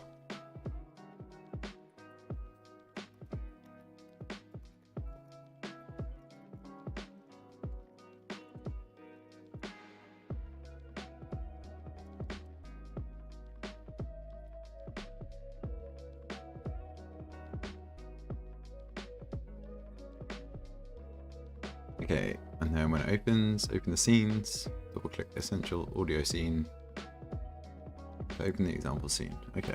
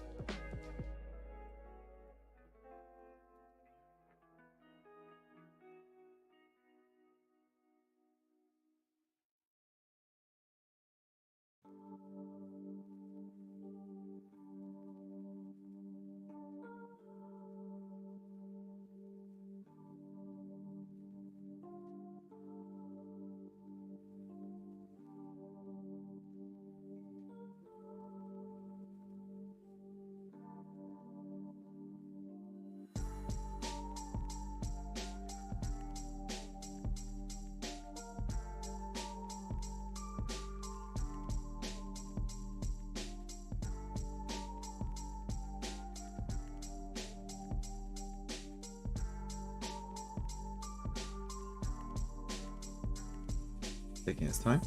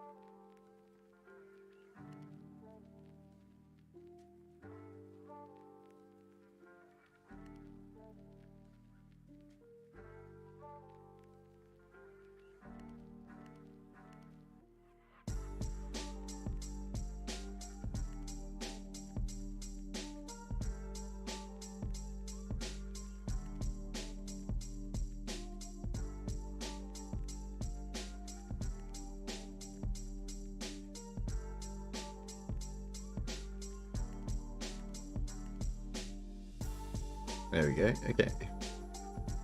So open scenes folder. Wait, we need to add this, don't we?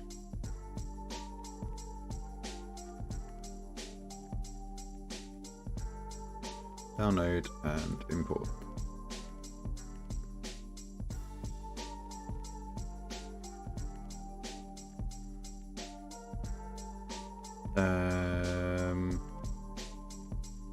No, this is okay. Install. Import. That looks okay. I'm going to assume it's the right thing.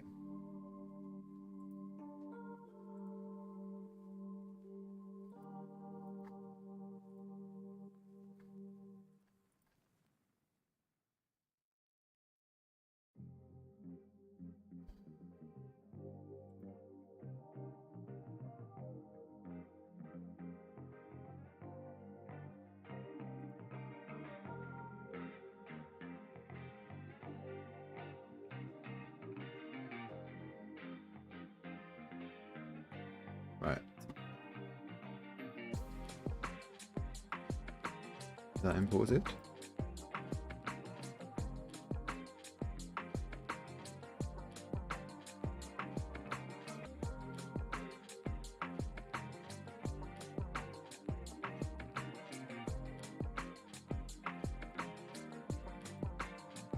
I'm going to assume it is.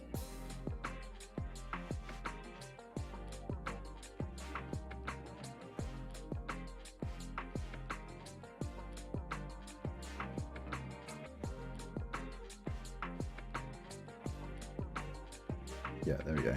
Foundations of audio. Right, open the test. Open and test the example scene.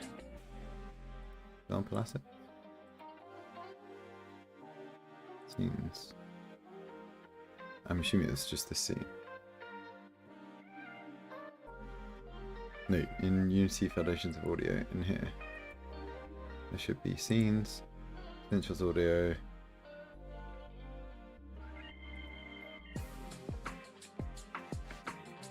This is what we want. Essentials audio scene.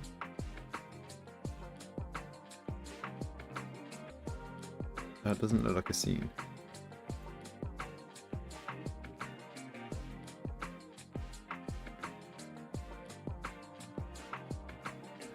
Hit the play button to test the scene.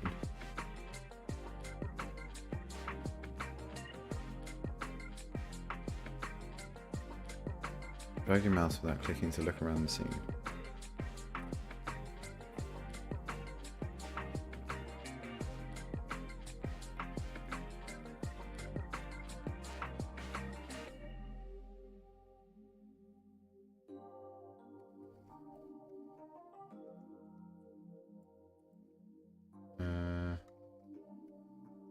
Okay. Maybe. Let's just go with this. See what happens. Is that played stop testing the scene? Create an empty game object. Rename this music.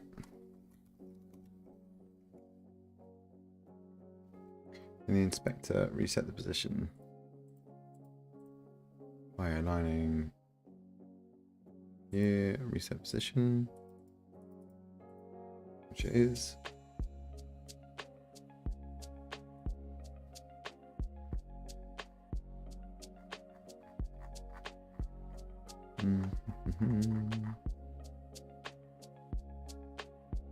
Add audio to the empty game object. So add component.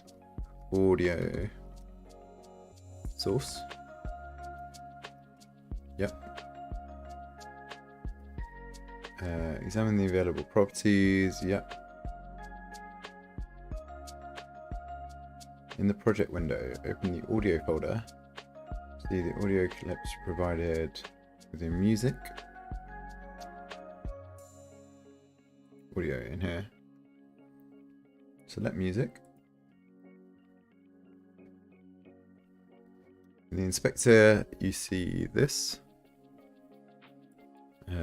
Drag it up. Be able to drag it up.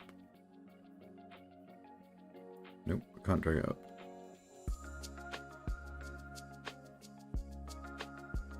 Oh, if you don't see it, drag it up. Okay. Press play. I don't know if this audio is going to be captured on... Wait, let's quickly capture this in OBS as well, just so you can hear it. Add application audio output. Unity. Unity audio. Capture. Specific window. Unity.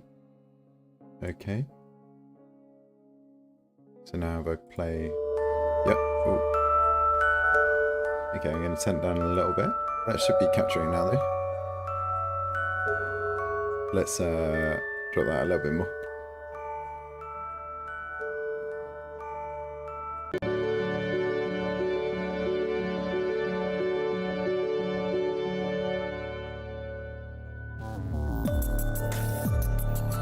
In the hierarchy window, select the music game object, select the audio clip, click on the circle icon, and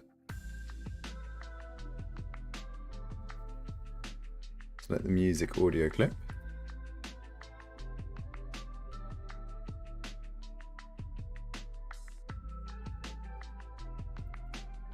Yeah, okay. Select the play buttons test. If you do not sit here,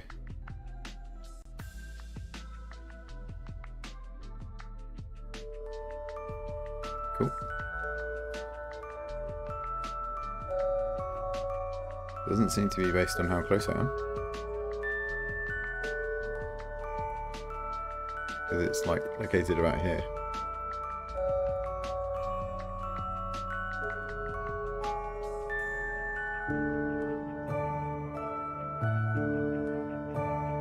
But that seems to be working.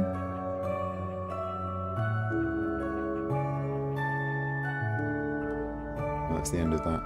Oh no, we don't want to start that again. Mark as complete and continue.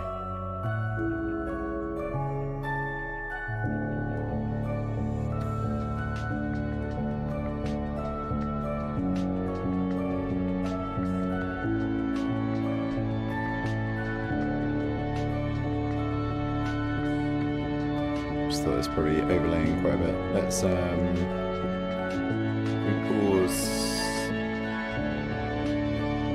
Spotify for a minute. And we'll just have this music playing. I assume it's royalty free if they're just giving it to me.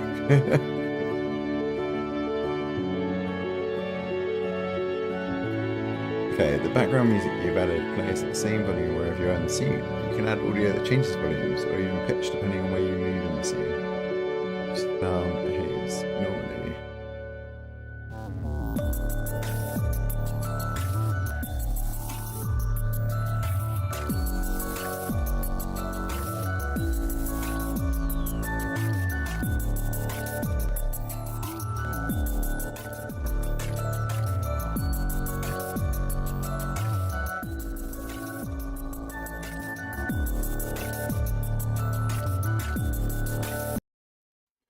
Okay.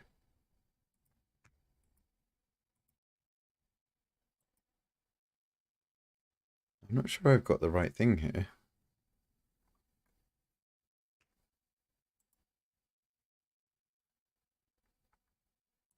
Scenes, sample scene.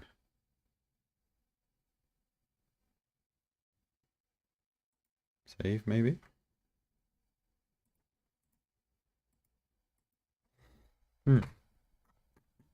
In this scene, we have prepared a game object called character represent user moving through the kitchen. We're not in a kitchen.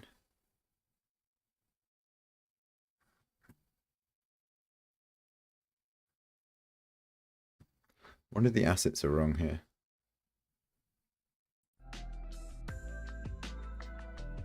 Let's put them back on.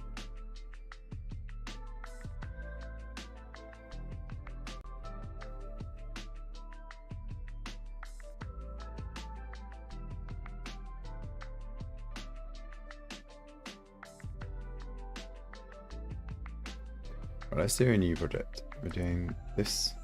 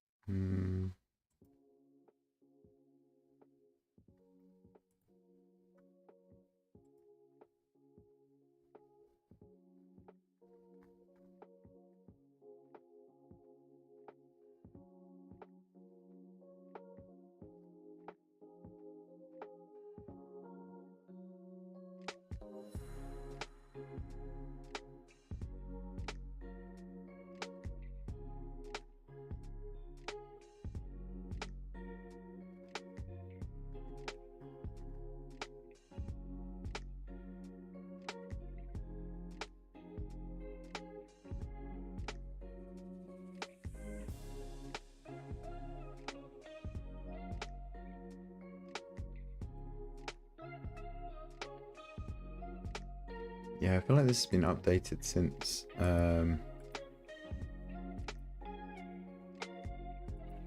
this tutorial was written.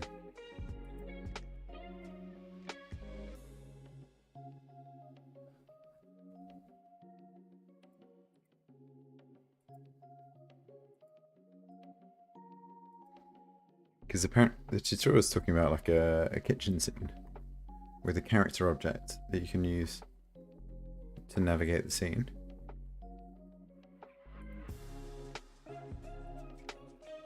But we've not got that.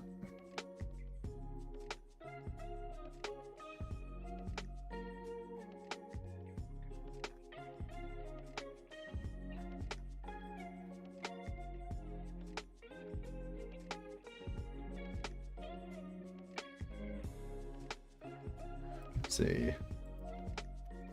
URP template, Unity, workshop, not kitchen.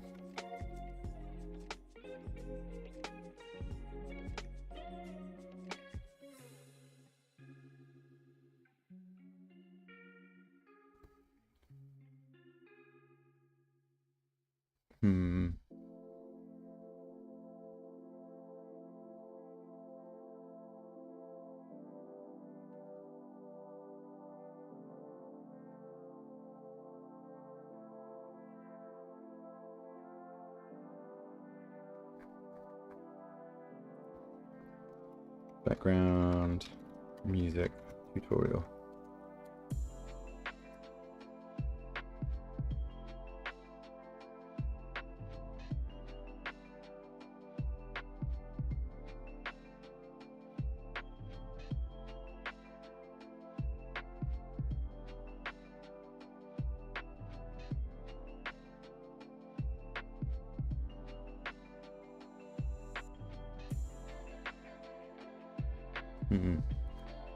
I don't think this is the same scene as what they're expecting.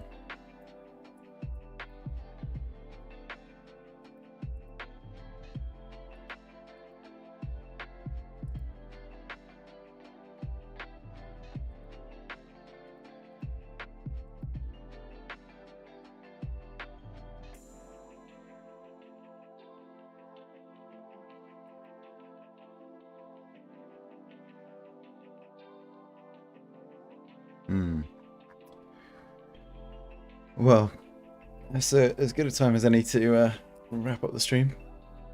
I'll see if I can get this figured out for next time. But yeah, pretty stuck with that. I might have to build everything manually.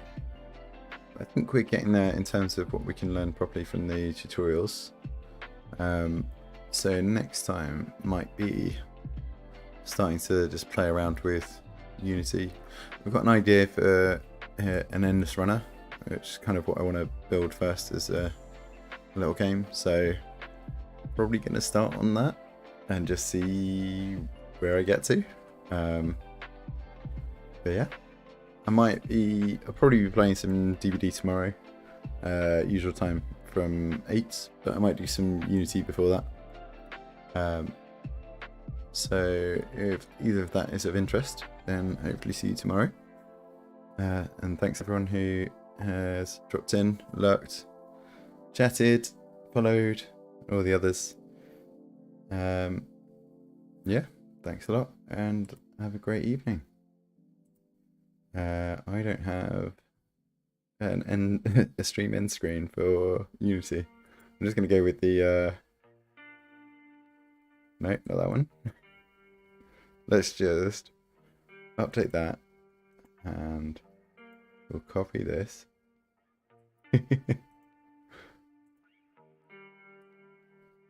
And we'll call this stream ended.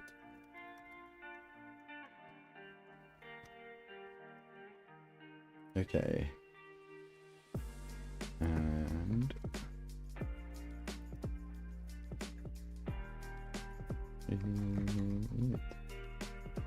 Unity. Yeah, thanks a lot. Hope to see you all soon. Bye.